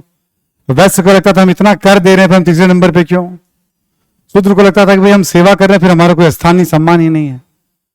कहीं ना कहीं इस व्यवस्था से अलग अलग कारणों से अलग अलग वर्ण जाति के लोग भी, जिनमें जिनमें बुद्ध ने कहा कि नहीं, असमानता तो केवल कर्मों के आधार पे होगी, बुद्धि के आधार पे होगी, जन्म से कुछ भी नहीं होती है। अंतर हमेशा कर्म और बुद्धि करेगा, जन्म से कुछ भी नहीं होता है। हम इसको स्वीकार नहीं करते हैं। तो जो लोग उस व्यवस्था के पक्ष में नहीं थे, वो सब बौद्ध धर्म के साथ साथ आ गए। तो देखो, एक होता है ना शिक्षा, शिक्षाओं का बड़ा असर पड़ा है ना।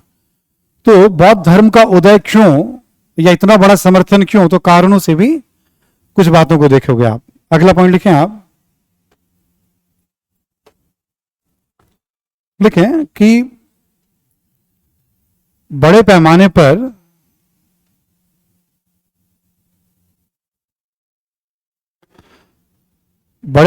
पर दान दक्षिणा के प्रचलन से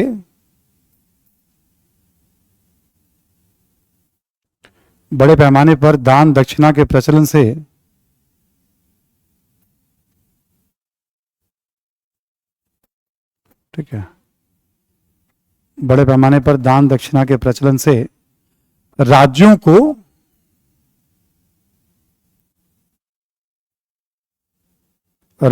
को आर्थिक नुकसान हो रहा था।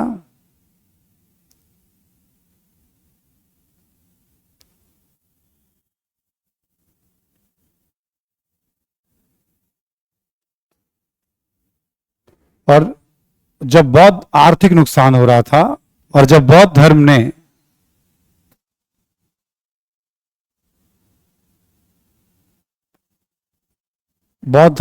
स्थापित व्यवस्था को चुनौती दी,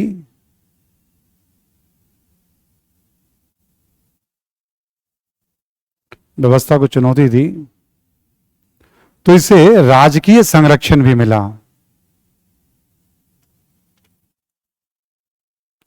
चुनौती दी तो इसे राजकीय संरक्षण प्राप्त हुआ। अब इसने कहा दान दक्षिणा से कुछ भी मुक्ति नहीं, सबको अपने कर्मों से मुक्ति लेनी है, दान दक्षिणा से कोई मुक्त नहीं होता है, कर्मकांड पूजा पाठ।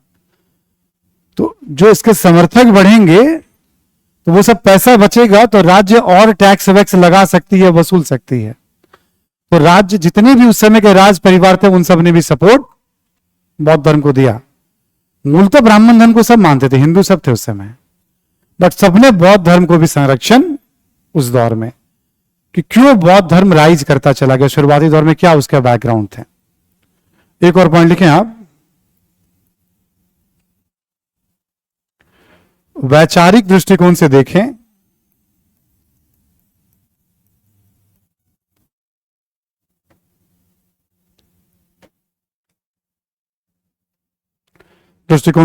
तो उपनिषदों में भी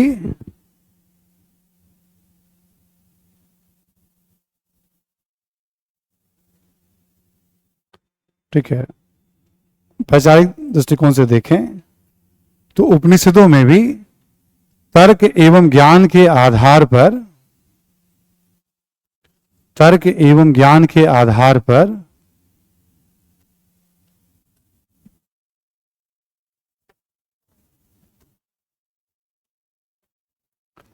तर्क एवं ज्ञान के आधार पर ठीक है, कर्मकांडों को चुनौती दी गई।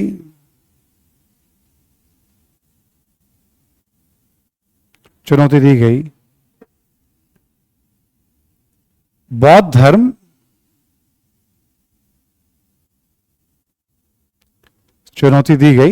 बौद्ध धर्म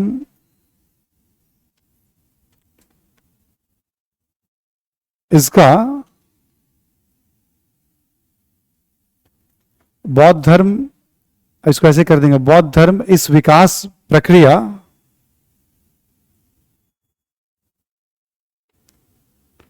का अगला चरण था। कहने का मतलब है कि वैदिक काल में, उत्तर वैदिक काल में उपनिषदों में तो सवाल उठाया गया, कर्मकांडों पे, ज्ञान पे खूब सवाल उठाया गया। तो कहा जाता है उन सब का भी बुद्ध पे प्रभाव रहा होगा और बुद्ध ने उन शिक्षाओं को और व्यवस्थित रूप सरलीकरण किया ताकि लोग अधिक से अधिक, ऐसा भी नहीं माना जाता कि एकाएक बुद्ध ने सारी बातें, क्योंकि समाज का भी इंपैक्ट पड़ता है। तो उपनिषद वाली परंपरा चल रही थी, ज्ञानी व्यक्ति उस दौर में भी थे, तो हो सकता है उन परंपराओं का भी बुद्ध पे प्रभाव। तो बौद्ध धर्म किस पृष्ठभूमि में उदय हुआ, तो आप देखेंगे जब मैं भी आपसे बात कर रहा था उदय क्यों, और सनातनी संप्रदाय में इसको भी लिया जाता है, बौद्ध धर्म को भी। ठीक, पहला हमने बताया आर्थिक परिवर्तनों के अनुकूल ब्राह्मण धर्म की शिक्षा नहीं थी। दूसरा पॉइंट हमने बताया जो वर्ण व्यवस्था थी, बुद्ध ने उसका विरोध किया तो काफी लोगों ने समर्थन किया। तीसरा, राजकीय संरक्षण खूब मिला, उसके कई और भी कारण हैं, बट एक महत्वपूर्ण कारण हमने बताया दान दक्षिणा वाला फैक्टर। चौथा, ज्ञान और तर्क की बात ऐसा नहीं कि बुद्ध पहली बार कर रहे थे, ये परंपरा चली आ रही थी, उस परंपरा को बुद्ध ने और आगे की ओर अपने तरीके से आगे बढ़ाया। ठीक, आर्य शर्मा इन सभी कारणों का उल्लेख कर रहे हैं अपनी किताब में। बस क्या करते हैं हम लोग क्लास में थोड़ा उसको सरल कर देते हैं ताकि आप तक बात वो थोड़ा पहुंचे, समझ में आए कि क्या कहना चाह रहे हैं वो। पहला हो गया हमारा। अब हम लोग चलते हैं जीवन, जीवनी और यात्राओं की बात कर लें।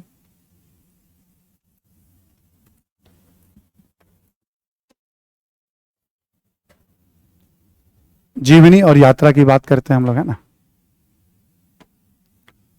लिखिए आप, जैसे बुद्ध का जन्म है ना, बुद्ध का जन्म हुआ था 563 ईसा पूर्व में लुम्बिनी में। लुम्बिनी नेपाल में पड़ता है। वैशाख पूर्णिमा के दिन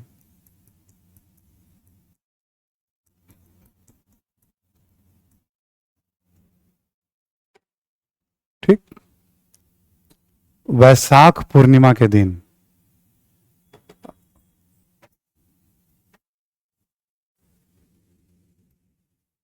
ठीक है।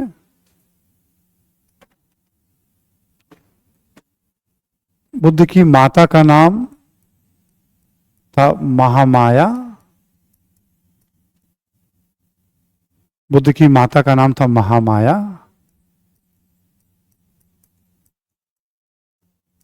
कोलीय गणराज्य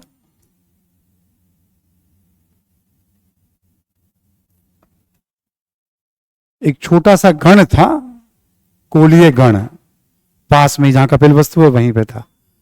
तो कोलीय गण से इनका संबंध था, गणराज्य से इनका संबंध था, इनकी मां का। ठीक, मां को स्वप्न में, बुद्ध के जन्म से पहले मां को स्वप्न में जैसे हाथी, कमल, सरोवर इत्यादि के दृश्य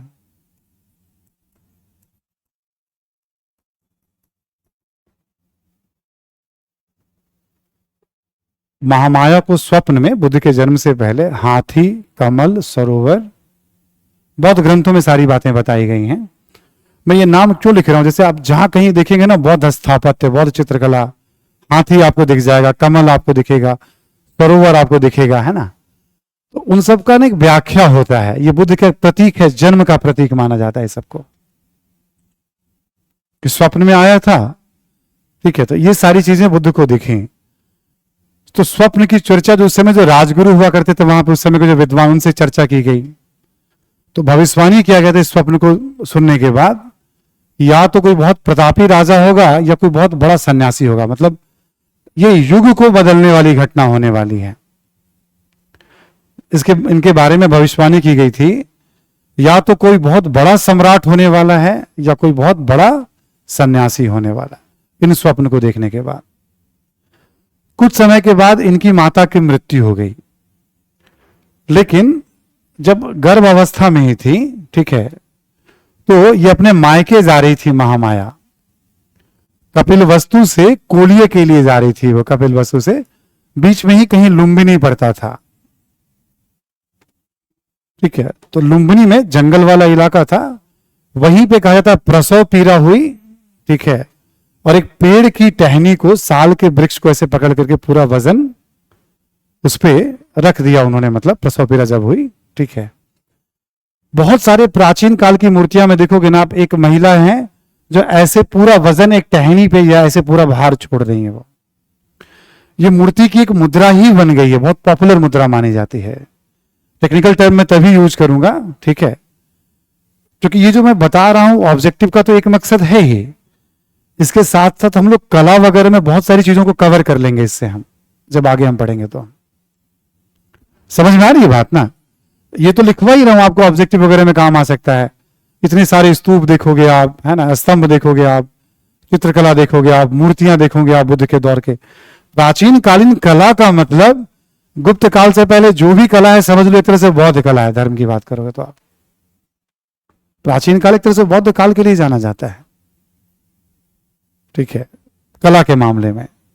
गुप्त काल से और फिर उससे आगे फिर हिंदू मंदिर वगैरह काफी लोकप्रिय होते चले गए। धर्म तो था हिंदू, तो ऐसे व्याख्या की गई, ठीक है ना। और लुम्बिनी वाली जो कहानी मैं आपको बता रहा था, है ना, टहनियों वाली कहानी, ठीक है, वे खास तरह की मुद्रा ही बन गई है मूर्तियों में। मूर्तियां भी क्या होती है, जैसे कभी स्टैंडिंग पोजीशन में मूर्तियां होती हैं, बैठी हुई अवस्था में मूर्तियां होती हैं, ठीक है, लेटी हुई अवस्था में मूर्तियां होती हैं। तो स्टैंडिंग अवस्था में एक अवस्था होती है जब टहनियों को पकड़ कर देखेंगे आप, महिलाओं की मूर्तियां आपको मिलेंगी, तो उसकी बात की जाती है। जब माता की मृत्यु हो गई तो पालन पोषण, बुद्ध का पालन पोषण किया था इनकी मौसी गौतमी ने।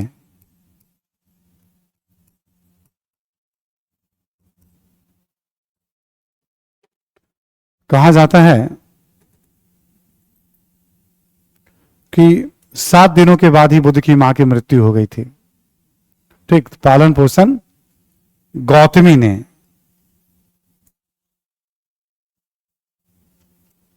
ठीक है, मौसी गौतमी थी, इन्होंने पालन पोषण किया। और जब तक बुद्ध युवा नहीं हो गए, राजकुमार युग प्रशिक्षण जब उनको मिलने लगा, तब जाकर के गौतमी ने अपने पुत्र को जन्म, तब तक वो गर्भ धारण ही नहीं किया उन्होंने, कि नहीं बच्चे की परवरिश में कोई कमी। तो गौतमी को भी बौद्ध धर्म में बड़ा सम्मान से याद किया जाता है। हम आगे देखेंगे, हम बौद्ध धर्म में प्रथम महिला भिक्षुणी भी हैं गौतमी, बट उससे ज्यादा उनके इस त्याग परवरिश के लिए, सम्मान के लिए उनको याद किया जाता है कि भाई दूसरा बच्चा होगा तो फिर परवरिश में कुछ कमी रह जाएगी। ऐसा मौसी गौतमी के बारे में बौद्ध साहित्य में उल्लेख मिलता है। बुद्ध के पिता का नाम था शुद्धोदन। शुद्धोदन ये कपिल वस्तु के शाक्य गण के प्रमुख थे। शुद्धोदन कौन थे? कपिल वस्तु के शाक्य गण, एक छोटा सा राज्य हो गया। पिता हो गए शुद्धोदन, कपिल वस्तु के शाक्य गण के प्रमुख हो गए।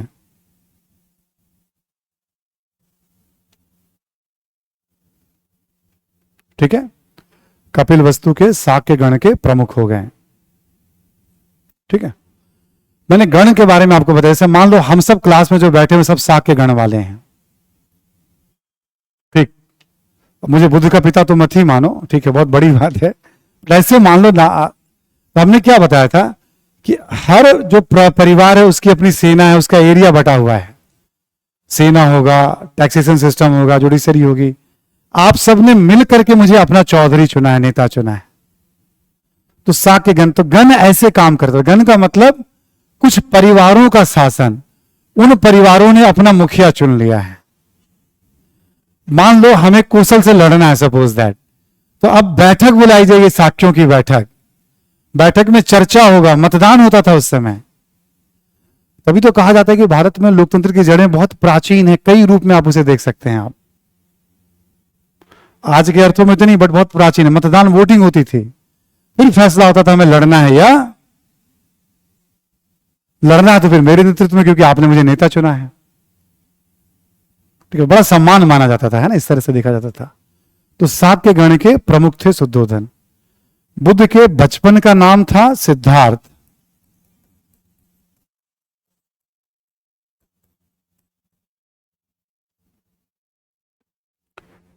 बुद्ध के बचपन का नाम था सिद्धार्थ। ठीक है, 16 वर्ष की उम्र में बुद्ध की विवाह कर दी गई थी।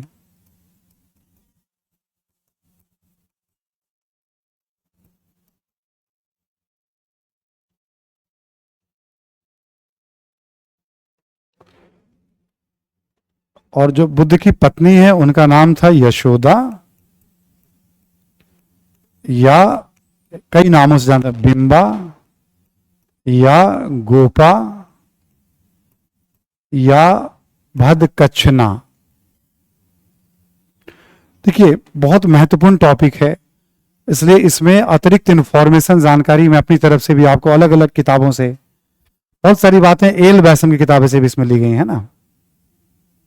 बिंबा, गोपा, भदकच्छना, एक ही महिला है, मतलब एक ही पत्नी है, ध्यान रखिएगा। ठीक है, 5 मत कर लीजिएगा आप, या 4, ठीक है ना। यशोदा, बिंबा, गोपा, है ना। बुद्ध का ध्यान ना ज्ञान की बातों में बहुत रमता था, बहुत ज्यादा।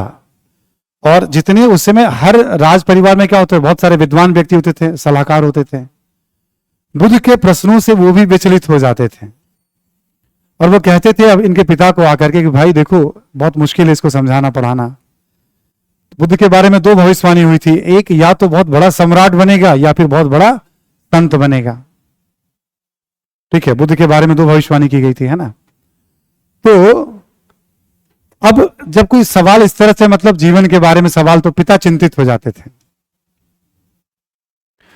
पिता ने बुद्ध का पालन पोषण कुछ ऐसे किया था कि हर मौसम के लिए अलग अलग महल बनवा दिया था। गर्मी हो तो गर्मी ना लगे, सर्दी हो तो सर्दी ना लगे। और राज परिवार में जितनी सुख सुविधाएं के साधन होते हैं, सारे साधन बुद्ध के लिए उपलब्ध कराए गए थे।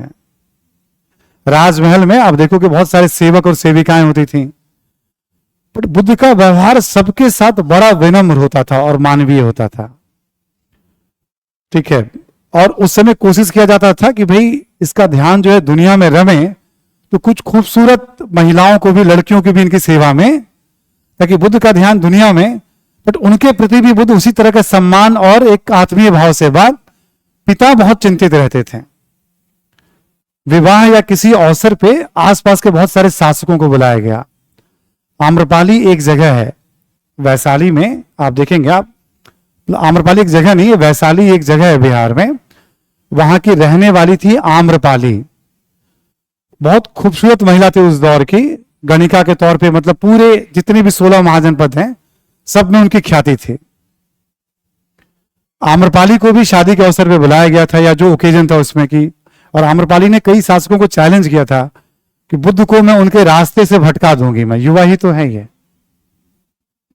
ठीक है, और बुद्ध को जब आमंत्रित किया आम्रपाली ने, ठीक है, तो आम्रपाली को उम्मीद नहीं थी मिलने के लिए। जब उन्होंने बताया आप आइए मिलिएगा मुझसे, तो बुद्ध अपनी पत्नी के साथ पहुंच गया वहां पे। ठीक है, हाँ, और बड़ा सम्मान। तो आम्रपाली बहुत प्रभावित हुई। आम्रपाली ने कहा था, जीवन में आप जिस तलाश में हैं, जब भी आपकी तलाश पूरी हो तो मुझे भी आप जरूर बताइएगा। और फिर वो भी बौद्ध भिक्षुनी बन जाएंगे, आम्रपाली भी। आम्रपाली भी आगे चल करके बौद्ध भिक्षुनी बन जाएंगे। तो पिता ने इस तरह की सारी सुविधाएं कर रखी थी बुद्ध के लिए। ठीक है, बट बुद्ध हमेशा ज्ञान की बातों में, पिता हमेशा तलवारबाजी कैसे करनी है, घुड़सवारी कैसे करनी है, वो सब कहा जाता था। बुद्ध कुछ ही घंटों में सीख करके निपुण हो जाते थे, बाकी समय फिर वो ये जीवन क्या है, तो ये सब तमाम सवालों में समय। अच्छा, कभी जब परीक्षा होती थी राजकुमारों में, भाइयों में, मतलब किसी पक्षी को मारना है, किसी जानवर को बस में करना है, या किसी नीति पे सवाल पूछे जा रहे हैं, पूरी सभा बैठी हुई है, बुद्ध ऐसे चुटकियों में आंसर करते थे। मतलब पक्षी को मारना है, बुद्ध कभी हत्या नहीं करते, तो पिता उससे भी चिंतित हो जाते थे। उड़ते हुए पक्षी को भी इस तरह से मारेंगे कि पक्षी केवल घायल हो, या मूर्छा हो जाए। किसी जंगली जानवर को बस में करना है तो बुद्ध उस जगह मार करेंगे। कहा जाता है इनको शरीर क्रिया विज्ञान की बहुत अच्छी समझ हो गई थी, जिससे बस केवल मूर्छित हो जाए वो।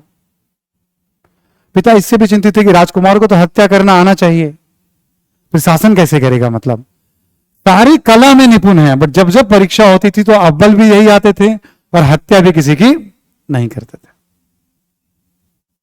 नीति संबंधी प्रश्नों में भी उतनी ही पारंगत। फिर समय मिलते ही फिर अलग तरह के मतलब स्पिरिचुअल पथ पे ये कभी रास्ते में निकल गए तो पिता ने इंश्योर किया था कि बुद्ध जिस भी रास्ते से जाएं उस रास्ते पे कोई दुखी व्यक्ति बुद्ध को ना दिखे, इनके मन में कभी कोई पीड़ा या उस तरह की संवेदना हो ही ना। अब षड्यंत्र भी तो होते रहते हैं परिवार में। परिवार में कुछ जो इनकी चाची वगैरह लगेंगी या मौसी वगैरह और जो रिश्ते की थी, वो सब चाहती थी कि ये साधु बन जाए ताकि मेरा बेटा शासक। तो उन लोगों ने पूरा प्रपंच रचा धीरे धीरे करके, और फिर कुछ घटनाओं ने बुद्ध के जीवन को बदल दिया, जिसके कारण बुद्ध कहा गया इनको। ये सारी बातें बौद्ध साहित्य में है, बताई गई हैं बौद्ध साहित्य में, है ना। तो विवाह हुआ, पुत्र का नाम था राहुल। बुद्ध को एक बेटा भी हुआ, उसका नाम था राहुल। भी बौद्ध धर्म को ग्रहण करेगा। अजंता में एक बहुत फेमस चित्र है राहुल का बौद्ध धर्म ग्रहण करना, और राहुल की मां उसे देख रही है, मतलब, है ना। ठीक है कि भाई मेरा बेटा जो है अब सन्यासी बनने जा रहा है ना। बड़ा मार्मिक चित्र है, पूरी दुनिया में चर्चा होती है उस चित्र की, मतलब, ठीक है। तो बुद्ध का मन रमता नहीं था। कहा जाता है बुद्ध किसी प्रश्नों में उलझे हुए थे तो एक सेविका ने आके बताया कि एक अच्छी खबर है ना, और आपको पुत्र की प्राप्ति हुई है, आप हमें कुछ उपहार स्वरूप दीजिए। तो जो राज परिवार के लोग तो कुछ ना कुछ उपहार दिया करते थे अच्छी खबर पे। तो कहा जाता है इनके मुंह से शायद निकल गया था राहु, यानी बाधा। ये जिस रास्ते पे जाना चाह रहे हैं उस रास्ते पे उनको लगा पुत्र जो है, मतलब फिर माया का एक और कारण, लगाव का एक और कारण आ गया। मतलब कहा जाता है इनके मुंह से सुनते निकल गया था शायद राहु, ऐसा कुछ बोले थे। तो सेविका को लगा कि पिता ने नाम ही रख दिया है राहुल। तो उन्होंने जाकर के बहुत खुश थे और उन्होंने नाम रख दिया राहुल, है ना। इस तरह की कहानियां बौद्ध साहित्य में मतलब दी हुई हैं, है ना उसमें। तो ऐसे पुत्र हो गए राहुल। तो राहुल के भी बहुत सारे दृश्य मिलेंगे आपको। और उसके बाद आप देखेंगे मन जब नहीं रमता तो 4 घटनाएं जिसने बुद्ध के जीवन को बदल दिया। 4 घटनाएं जिसने बुद्ध के जीवन को बदल दिया। लिख लें आप। वृद्ध व्यक्ति, बीमार व्यक्ति,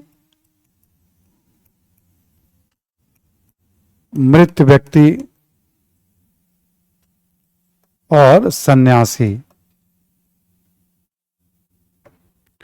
वृद्ध व्यक्ति, बीमार व्यक्ति, मृत व्यक्ति और सन्यासी।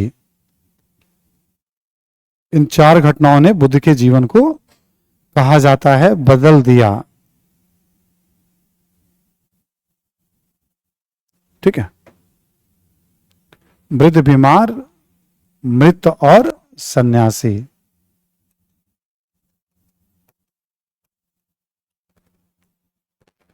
बीमार व्यक्ति, मृत व्यक्ति। अब जो षड्यंत्र करने वाले जो लोग थे ना, जैसे इनकी एक चाची या मौसी लगती थी, ठीक है। अब उन्होंने कभी एक बार वृद्ध व्यक्ति को बुद्ध ने देख लिया जानबूझ के षड्यंत्र के तहत, बड़े द्रवित हो गए उसकी अवस्था को देख करके कि ये क्या है। इनको पता ही नहीं था कि लोग ऐसे वृद्ध होते हैं, इनको इतना दूर रखा गया था। किसी बीमार को कराहते हुए देख लिया किसी अवसर पे, उससे भी बहुत सारे प्रश्न के मन में आने लगे। मृत व्यक्ति को देखा तो लोग रो विलाप कर रहे हैं, पूरा बहुत मन इनका द्रवित हुआ उस पर। और एक व्यक्ति सन्यासी की मुद्रा में बहुत खुश होकर कुछ गाता हुआ जा रहा है। मतलब इनको लगा कि ये सब लोग इतने परेशान और ये खुश क्यों हैं। प्रसन्नचित सन्यासी को देखा तो इनको लगा मन में जो संवेदना उठी वो क्या है और इस तरह का परिवर्तन क्यों है जीवन में, हमें इसको जानना समझना चाहिए। और इन प्रश्नों ने बुद्ध को फिर सन्यास के रास्ते पे, ठीक। तो 4 घटनाएं हो गई आपकी।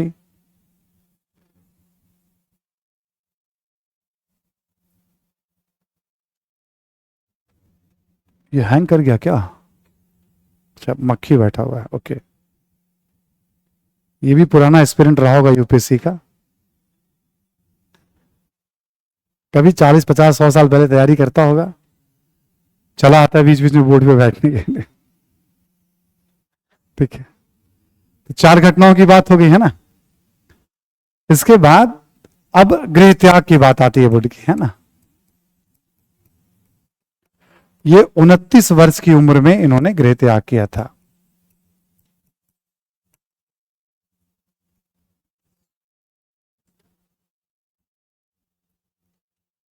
ठीक है, और गृह त्याग की घटना को बौद्ध ग्रंथ में कहा जाता है महाभिनिष्क्रमण।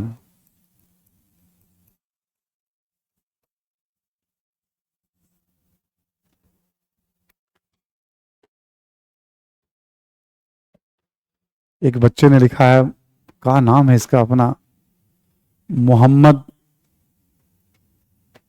अच्छा, एक मक्खी ने पूरे सिस्टम को हैंग कर दिया। तो मक्खी की बात कर रहे हो, एक विचार पूरा सिस्टम हैंग कर देगा तुम्हारा। ठीक है, मक्खी तो बहुत बड़ी भी चीज है। महाभिनिष्क्रमण, ठीक, इस घटना को, गृह त्याग की घटना को क्या कहा जाता है, महाभि। और गृह त्याग से जुड़ा हुआ है, इससे जुड़ा हुआ है इनका एक बहुत प्रिय घोड़ा था कंथक, और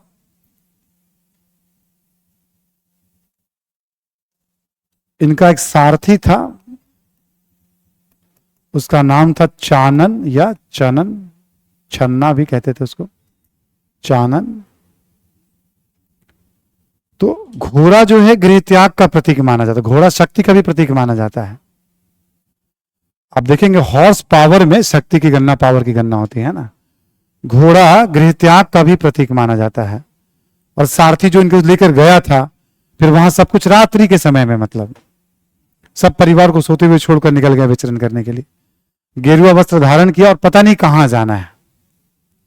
तो 29 वर्ष की उम्र में इन्होंने गृह त्याग कर लिया था। तो घोड़ा, तो जैसे हाथी, घोड़ा, शेर, बैल, है ना, ये सब पशु मिलेंगे जहां बुद्ध की, जहां जहां कला से संबंधित जानकारी, सबका अपना एक सिंबल है। आगे लेते हैं आप, सारथी घोड़ा चलाने वाला होता है ना। गृह त्याग के बाद देखें आप, बुद्ध उसके बाद यात्रा करते हैं वैशाली में, अलार कलाम नामक विद्वान से मुलाकात।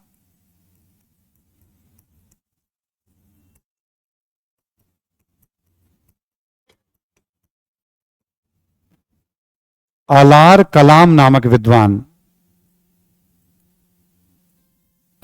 ठीक, अलार कलाम नामक विद्वान से शिक्षा।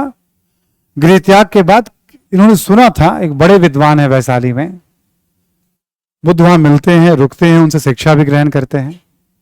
बट सभी प्रश्नों का उत्तर वो नहीं दे पाते हैं बुद्ध के। तो वही बताते हैं कि आप जाइए, गया में एक और विद्वान है रुद्रक रामपुत्र, वो योग वगैरह के बड़े प्रकांड जानकार हैं, है ना, बहुत सारी सिद्धियां हैं, उनसे पूछिए आप। तो वैशाली के बाद बुद्ध यात्रा के क्रम में, सीखने के क्रम में गया जाते हैं, और वहां पे रुद्रक रामपुत्र,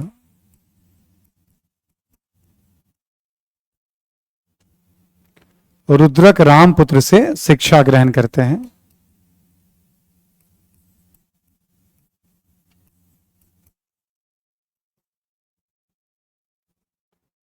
ठीक है,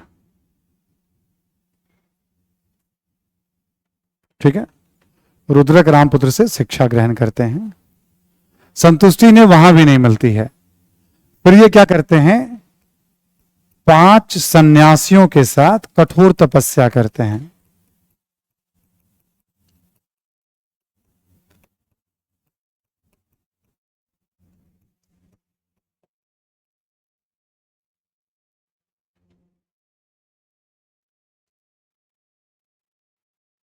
ठीक, 5 सन्यासियों के साथ कठोर तपस्या करते हैं। 5 ब्राह्मण थे, कठोर तपस्या कर रहे थे। उस तपस्या के दौरान बुद्ध का शरीर जर्जर हो जाता है, मूर्छित खा के गिर जाते हैं। फिर आसपास किसी किसान या किसी सेनानी की पुत्री, उनका नाम सुजाता बताया गया किताबों में, उन्होंने बुद्ध को पानी और भोजन वगैरह कराया, खीर वगैरह खिलाया। तो बुद्ध के शरीर में फिर जान आती है। फिर तपस्या में बोलते कि नहीं, कठोर तपस्या का रास्ता भी ठीक नहीं, कुछ भी ज्ञान समझ में नहीं आ रहा है, प्रश्नों का उत्तर नहीं मिल रहा है हमें, इस तरह के परिवर्तन क्यों होते हैं, इंसान की संवेदनाएं कहां से उठती है, दुखी क्यों होते हैं लोग, इन सब प्रश्नों का उत्तर वो तलाश रहे थे, उन्हें नहीं मिला। ठीक है, सन्यासी कठोर तपस्या। फिर इसके बाद क्या करते हैं, अपेक्षाकृत सरल तपस्या।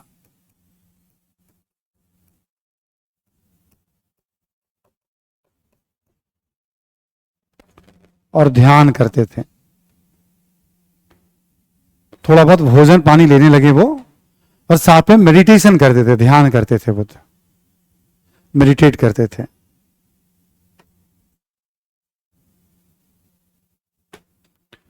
इसी क्रम में क्या हुआ कि एक बार बुद्ध जो है एक पीपल वृक्ष के नीचे, बोध गया में एक पीपल, 7 सप्ताह तक ध्यान में बैठे रह गए। और कहा जाता है वहीं पे बुद्ध को ज्ञान की प्राप्ति। उसी के बाद सिद्धार्थ को, ठीक है ना, बुद्ध कहा जाने लगा। बुद्ध यानी एक तरह के ज्ञानी व्यक्ति है ना, मतलब बुद्ध का मतलब होता है ज्ञानी व्यक्ति। ठीक, 7 सप्ताह तक ध्यान में बैठे रहे। ठीक है, तो वो एक फिर बदलने वाली घटना हो गई। अगला पॉइंट लिखें आप। इसके बाद बोध गया में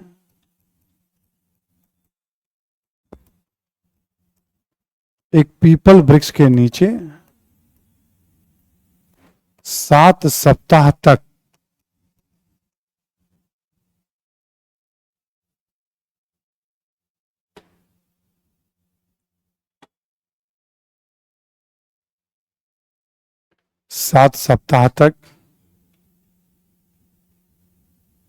ठीक है, ध्यान में बैठे रहें। और यहीं पर ज्ञान की प्राप्ति हुई।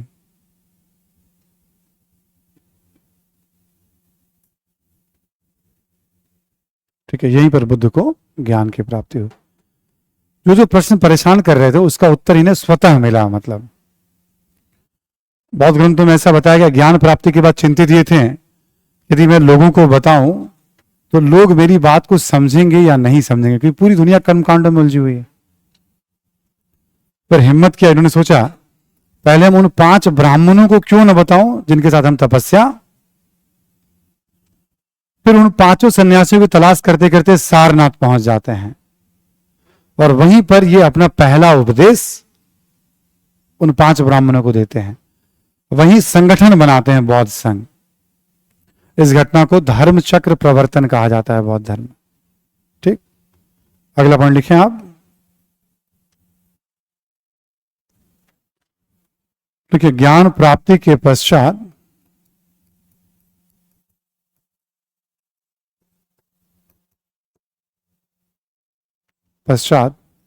सर्वप्रथम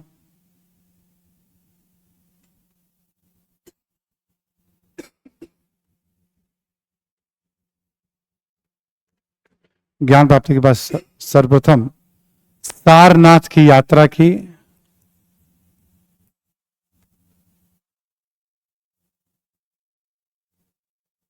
सारनाथ की यात्रा की और 5 सन्यासियों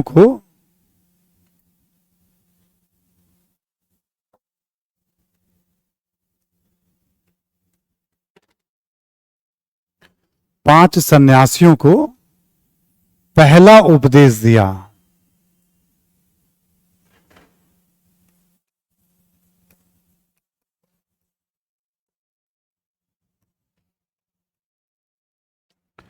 इस घटना को धर्म चक्र प्रवर्तन कहते हैं।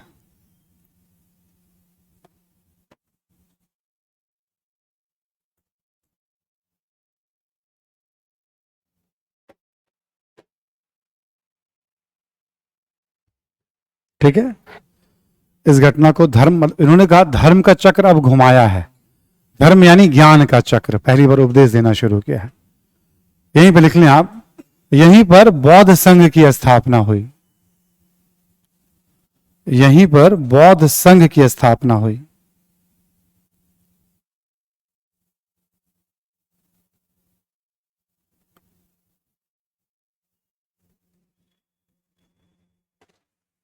ठीक, बौद्ध संघ की स्थापना हुई। इसके बाद क्या था कि बुद्ध जो थे ज्ञान प्रसार के क्रम में ना, जब हम महाजनपदों की बात कर रहे थे, हम एक स्टूडेंट है, मैं बोधगया से ही क्लास कर रहा हूं, ठीक है, बट तुम ध्यान वन में मत चले जाना पीपल वृक्ष के नीचे, ठीक है ना, बहुत सारा काम करना है अभी, है ना। अब इसके बाद क्या, बुद्ध, आपको याद होगा हम लोग महाजनपद की बात कर रहे थे।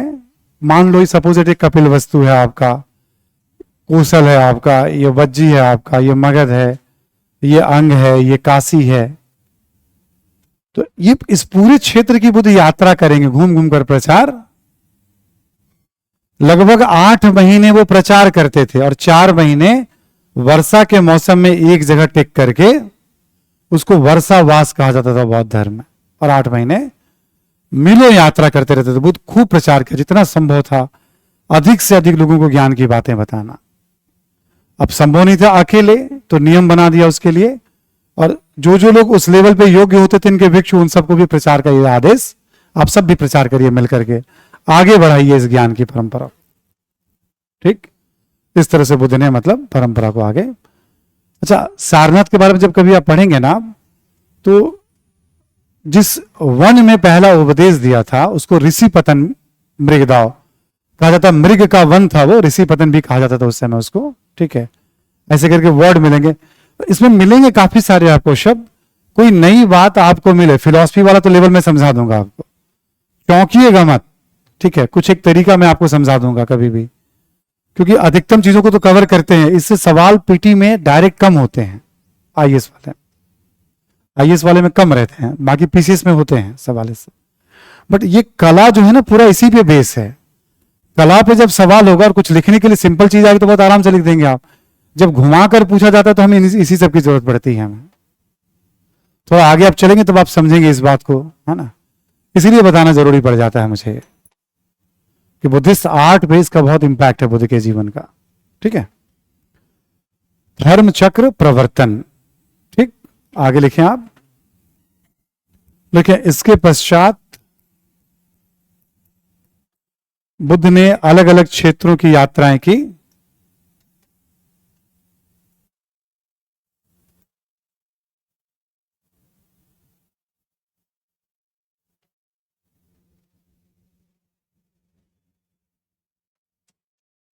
लिखें आप, जैसे वाराणसी, गया, राजगृह, श्रावस्ती,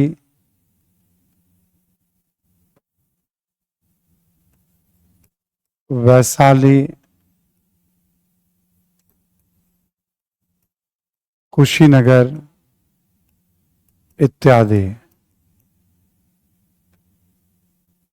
ठीक, एक ब्रैकेट में लिख लेंगे आप, अवंती की यात्रा बुद्ध ने नहीं की थी।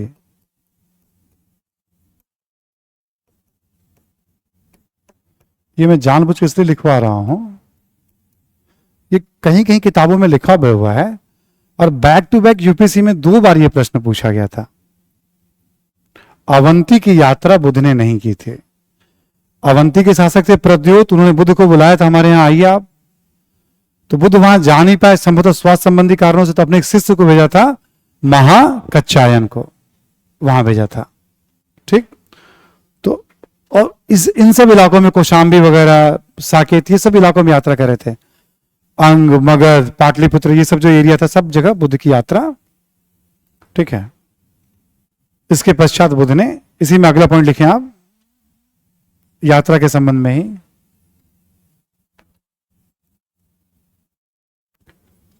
लिखें आप, कपिल वस्तु में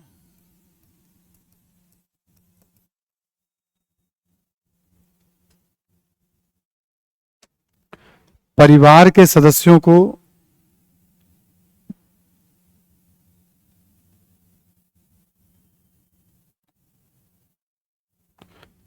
कपिलवस्तु में परिवार के सदस्यों को बौद्ध धर्म में शामिल किया। परिवार के सदस्यों को बौद्ध धर्म में शामिल किया।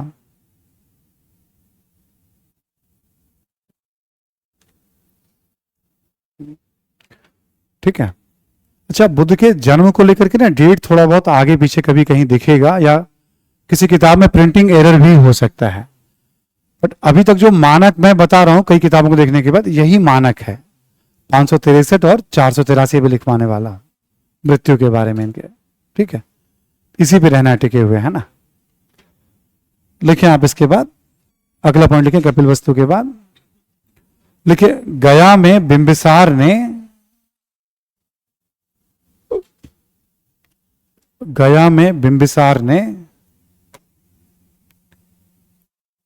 वेलुवन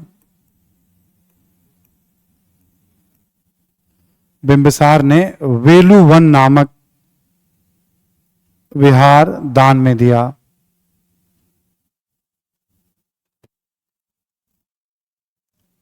ठीक है, एक विहार पूरा भिक्षुओं के रहने के लिए रहने की जगह।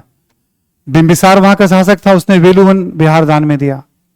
ठीक, जगह का नाम वेलुवन था गया में। अगला पॉइंट लिखे बुद्ध ने, नेक्स्ट पॉइंट लिखे बुद्ध ने सर्वाधिक यात्रा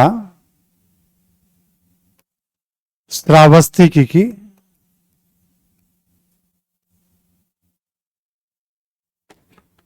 बुद्ध ने सर्वाधिक यात्रा श्रावस्ती की। ठीक है, सबसे ज्यादा बुद्ध कहां गए थे? श्रावस्ती गए थे। ठीक, आपको याद होगा कौशल राज एक प्रसेनजित है।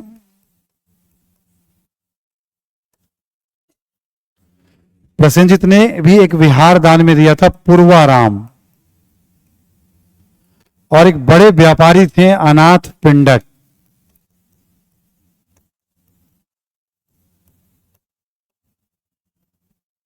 प्रसेनजित ने पूर्वाराम नामक विहार दान में दिया था, और श्रावस्ती के रहने वाले थे अनाथ पिंडक। इन्होंने जेतवन नामक विहार में दान में दिया था।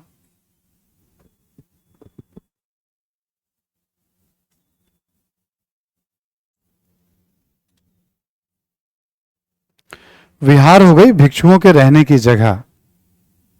ठीक है, हम लोग आगे चल करके स्तूप, चैत्य विहार ये सब पढ़ेंगे। हम आगे सब मैं स्पष्ट करता जाऊंगा आपको वन बाय वन। ठीक है, एक अंगुली माल डाकू के बारे में कभी आपने सुना हो कि एक ऐसा डाकू था जो उस जंगल के रास्ते से गुजरने वाले लोगों को भाई पकड़ लेता था, उसके सामान को लूटता था, उंगली काट लेता था और उंगली का माला पहनकर बनता रहता था। वो नाम ही है उसका अंगुली माल डाकू।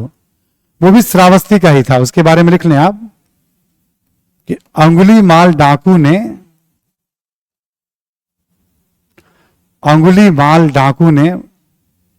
बौद्ध धर्म को ग्रहण किया।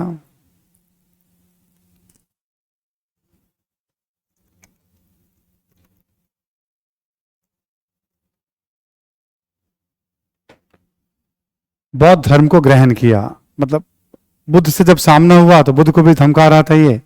बुद्ध का और ऐसा बुद्ध के सामने आया और एकदम से सब कुछ भुला करके उनके चरणों में ये कहा जाता है। उनका एक औरा था, लगातार साधना ज्ञान के कारण जो भी उनके एक बार आभा मंडल में आता था, लोग वैसे ही उनके सानिध्य में बड़ा सुकून पाते थे। मतलब बुद्ध के बारे में ऐसा कहा जाता है। कभी कभी आप अपने जीवन में देखेंगे, आप किसी धर्मस्थल पे जाइए, कोई भी धर्मस्थल हो, या किसी किसी ऐसे साधक के पास जाइए जो बहुत ज्यादा ध्यान वगैरह करते हो या पूजा पाठ वगैरह भी बहुत समर्पण भाव से करते हो। आप उस जगह पे जाएंगे, मंदिर हो, गुरुद्वारा हो, मस्जिद हो या कोई ऐसा पूजा स्थल या व्यक्ति, वहां ऑटोमेटिक आपको एक सुकून और शांति का एहसास।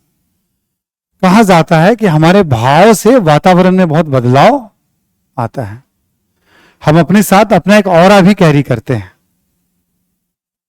ठीक, उसका फर्क पड़ता है कहीं आप जाएंगे तो। आप तो श्रावस्ती से जुड़ी हुई कुछ ऑब्जेक्टिव घटनाएं होगी, इस तरह की बात है ना। इसी में आगे लिखना वैशाली के बारे में। वैशाली की नगर वधु थी आम्रपाली। जिनके बारे में बता रहा था मैं आपको। आम्रपाली ने बौद्ध धर्म को स्वीकार किया।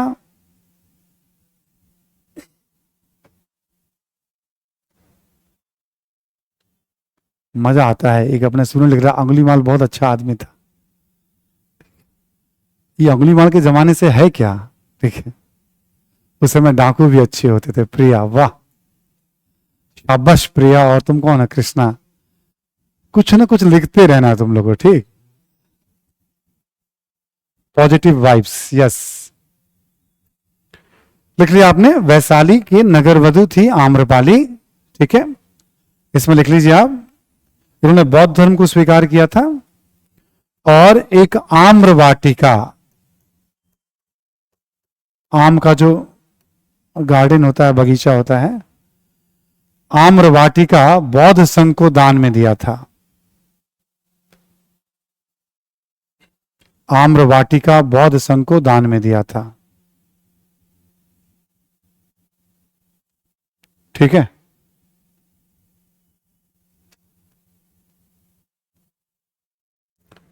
आम्र वाटिका बौद्ध संघ को दान में दिया था।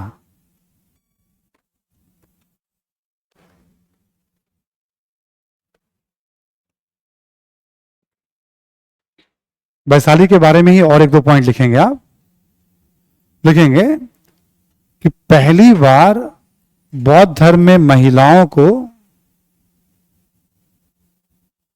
वैशाली में ही शामिल किया गया।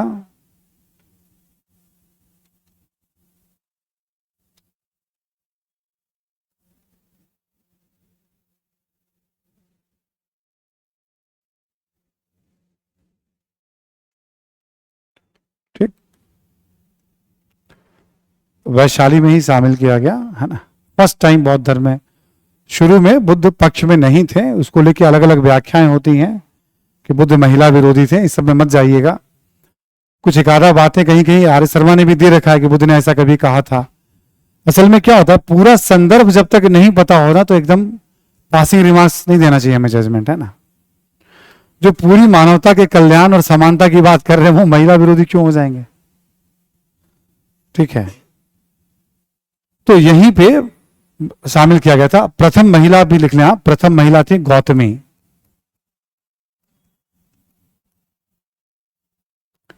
प्रथम महिला थी गौतमी।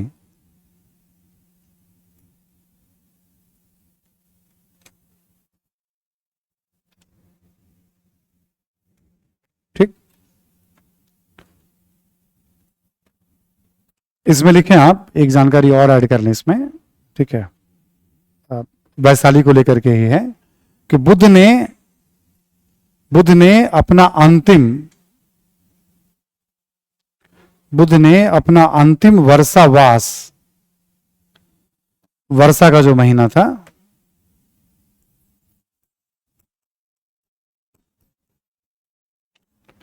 वैशाली में व्यतीत किया था।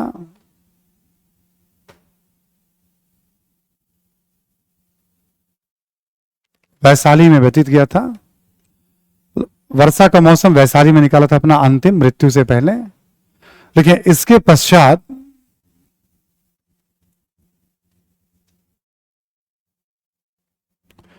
पश्चात पावा में,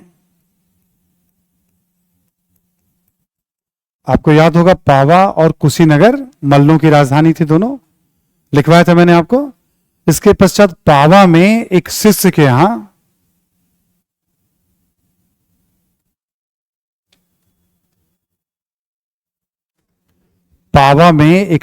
यहां शिष्य का नाम था चंदू या चुंद करके लिखा रहता किताबों में।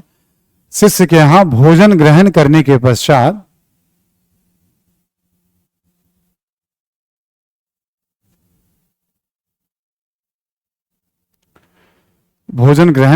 पश्चात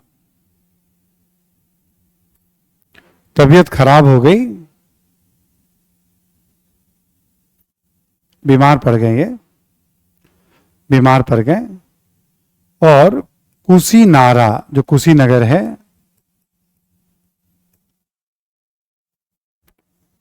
कुशीनारा में इन्होंने अंतिम सांस लिया या प्राण का त्याग किया, कुशीनारा में अंतिम सांस लिया बुद्ध ने। ये जो प्राण का त्याग किया है, इस घटना को कहा जाता है महापरिनिर्वाण। बौद्ध धर्म में इस घटना को कहा जाता है महापरिनिर्वाण। ठीक, कुशीनारा के बारे में एक पॉइंट और लिख लोगे आप। बुद्ध ने अपना अंतिम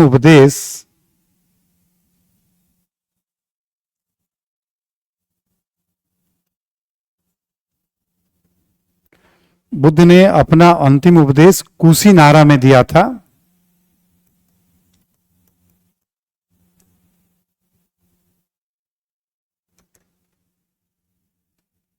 इन्होंने कहा था कि अपनी मुक्ति के लिए स्वयं प्रयास करो।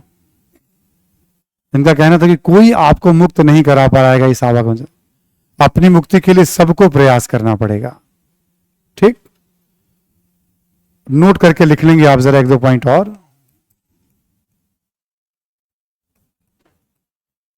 आनंद उपाली, सारिपुत्र, मुगलान, महाकच्चायन, सारिपुत्र, मोगलान, महाकच्चायन इत्यादि बुद्ध के प्रमुख शिष्य थे।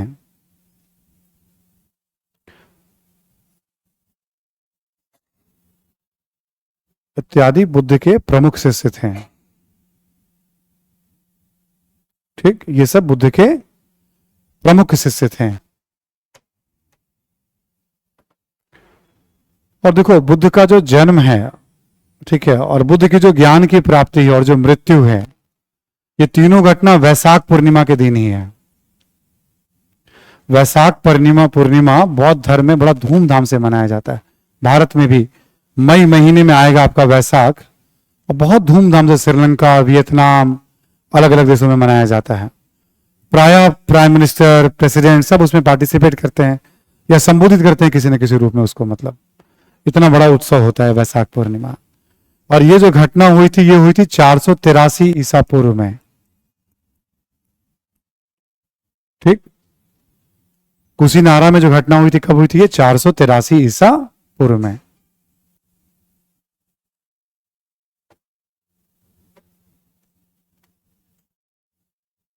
ठीक है, अब एक बार क्या करिए, जो पूरा फैक्चुअल जानकारी उसको जरा क्विक पढ़ जाइए आप सभी लोग एक बार, फिर आगे बात करते हैं।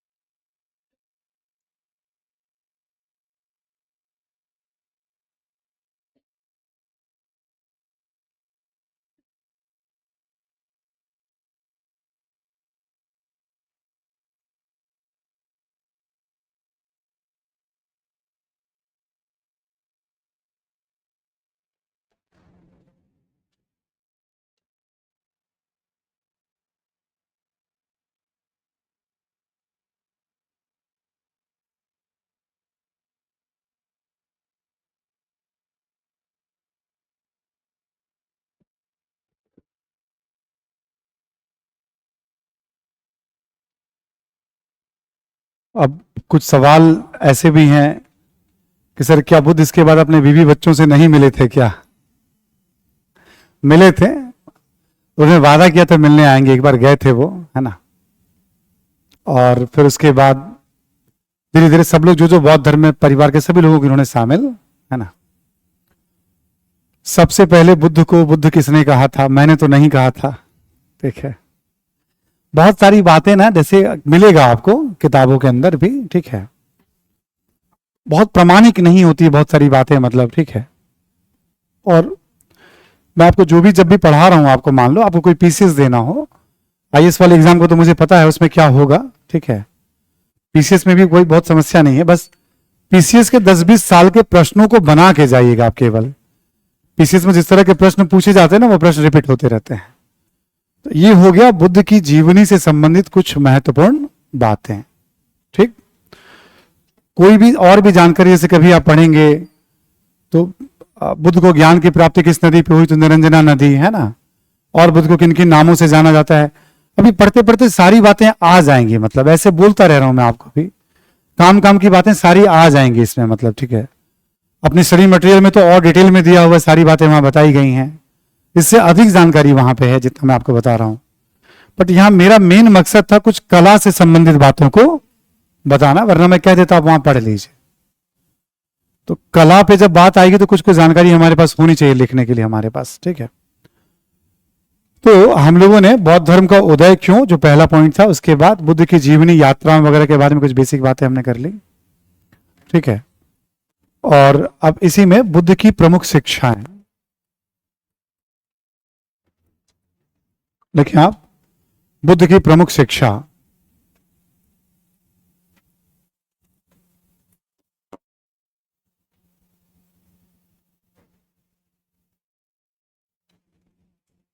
ठीक है, पहला पॉइंट लिखें आप, बुद्ध की शिक्षा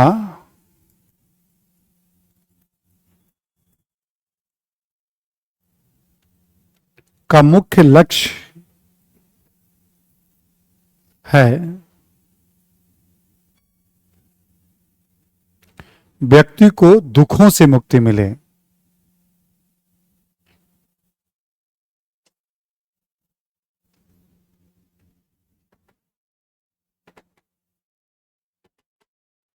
ठीक, बुद्ध की शिक्षा का मुख्य लक्ष्य क्या है? व्यक्ति को दुखों से मुक्ति मिले। इसी में लिखें आप, बुद्ध के बताए हुए रास्ते पर चलने से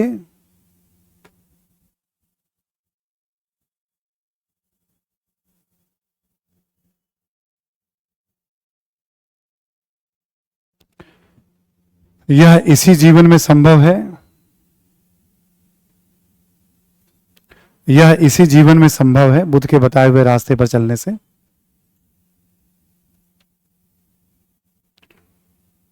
और इसके लिए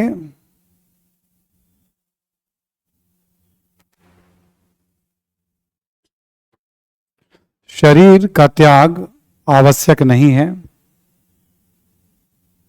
जो प्राणों का त्याग होता है, शरीर का त्याग आवश्यक नहीं है। ठीक, इनका कहना है कि मोक्ष प्राप्ति इसी जीवन में संभव है। उनके बताए हुए मोक्ष का मतलब होता है संसार में आवागमन के चक्र से मुक्ति, ठीक है, संसार में आवागमन के। तो इनका प्रमुख उद्देश्य क्या है भाई? व्यक्ति को कैसे दुखों से मुक्ति मिले।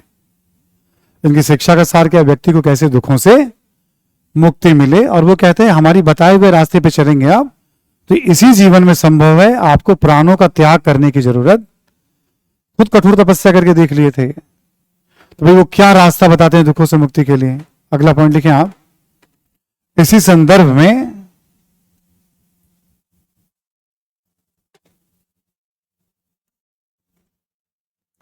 ठीक है, इसी संदर्भ में देखिए, बुद्ध 4 आर्य सत्य,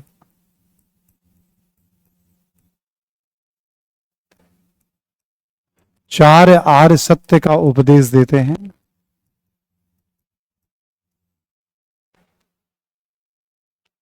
ठीक है, चारों का नाम लिख लें आप। एक लिख लें आप, संसार में दुख ही दुख है। इतना भी नहीं है जितना बुद्ध बता के गए हैं, लेकिन लिख लीजिए जो कह रहे हैं। तो संसार में दुख ही दुख है। ठीक है, दूसरा लिखे, दुख का कारण है, दुख का कारण है तृष्णा या मोह या इच्छा, अलग अलग नाम से आपको मिलेगा, या आसक्ति। हाँ, ये सब एक ही तरह का, एक डिजायर के संदर्भ में कह रहे हैं। वो कुछ चाहत जो होती है पाने की, कहते हैं वो दुख का कारण है। और जब आपको मिल जाएगा तो आप इस बात से दुखी रहेंगे कहीं ये छूट ना जाए। ठीक है, बहुत टेंशन है। तो बुद्ध अपनी बात जो कह रहे हैं कि सारी कहते हैं कि भाई संसार में दुख ही दुख है। वो कहते हैं, वो कहते हैं दुख का कारण है तृष्णा, मोह, इच्छा, आसक्ति, लालसा, डिजायर। सब एक ही तरह के शब्दों का इस्तेमाल किताबों में किया जाता है। इंग्लिश में डिजायर वर्ड बार बार, ठीक है ना। ये कहते हैं जब कारण पता है तो उससे मुक्ति भी संभव। देखिए आप, तीसरा पॉइंट, दुखों से मुक्ति संभव है।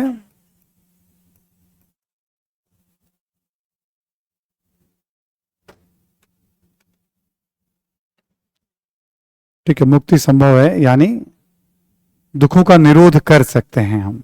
ठीक, अगला पॉइंट लिखें आप, दुख निरोध की ओर ले जाने वाले मार्ग,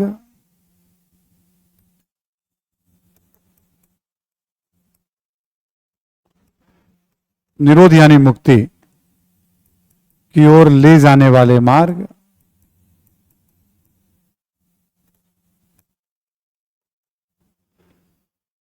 बुद्ध को जो ज्ञान की प्राप्ति हुई ना, उसका क्रक्स यही था, यही चार आर्य सत्य। संसार में दुख ही दुख है, दुख का कारण है, दुखों से मुक्ति संभव है, और दुख निरोध की ओर ले जाने वाले मार्ग।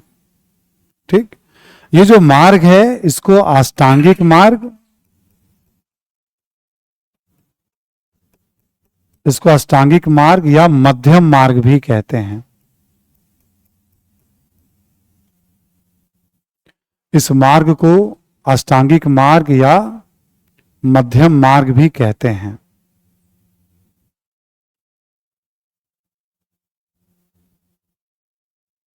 ठीक है, चर्चा आपसे फिर अब इस पे कल वाली क्लास में हम लोग कंटिन्यू रखेंगे।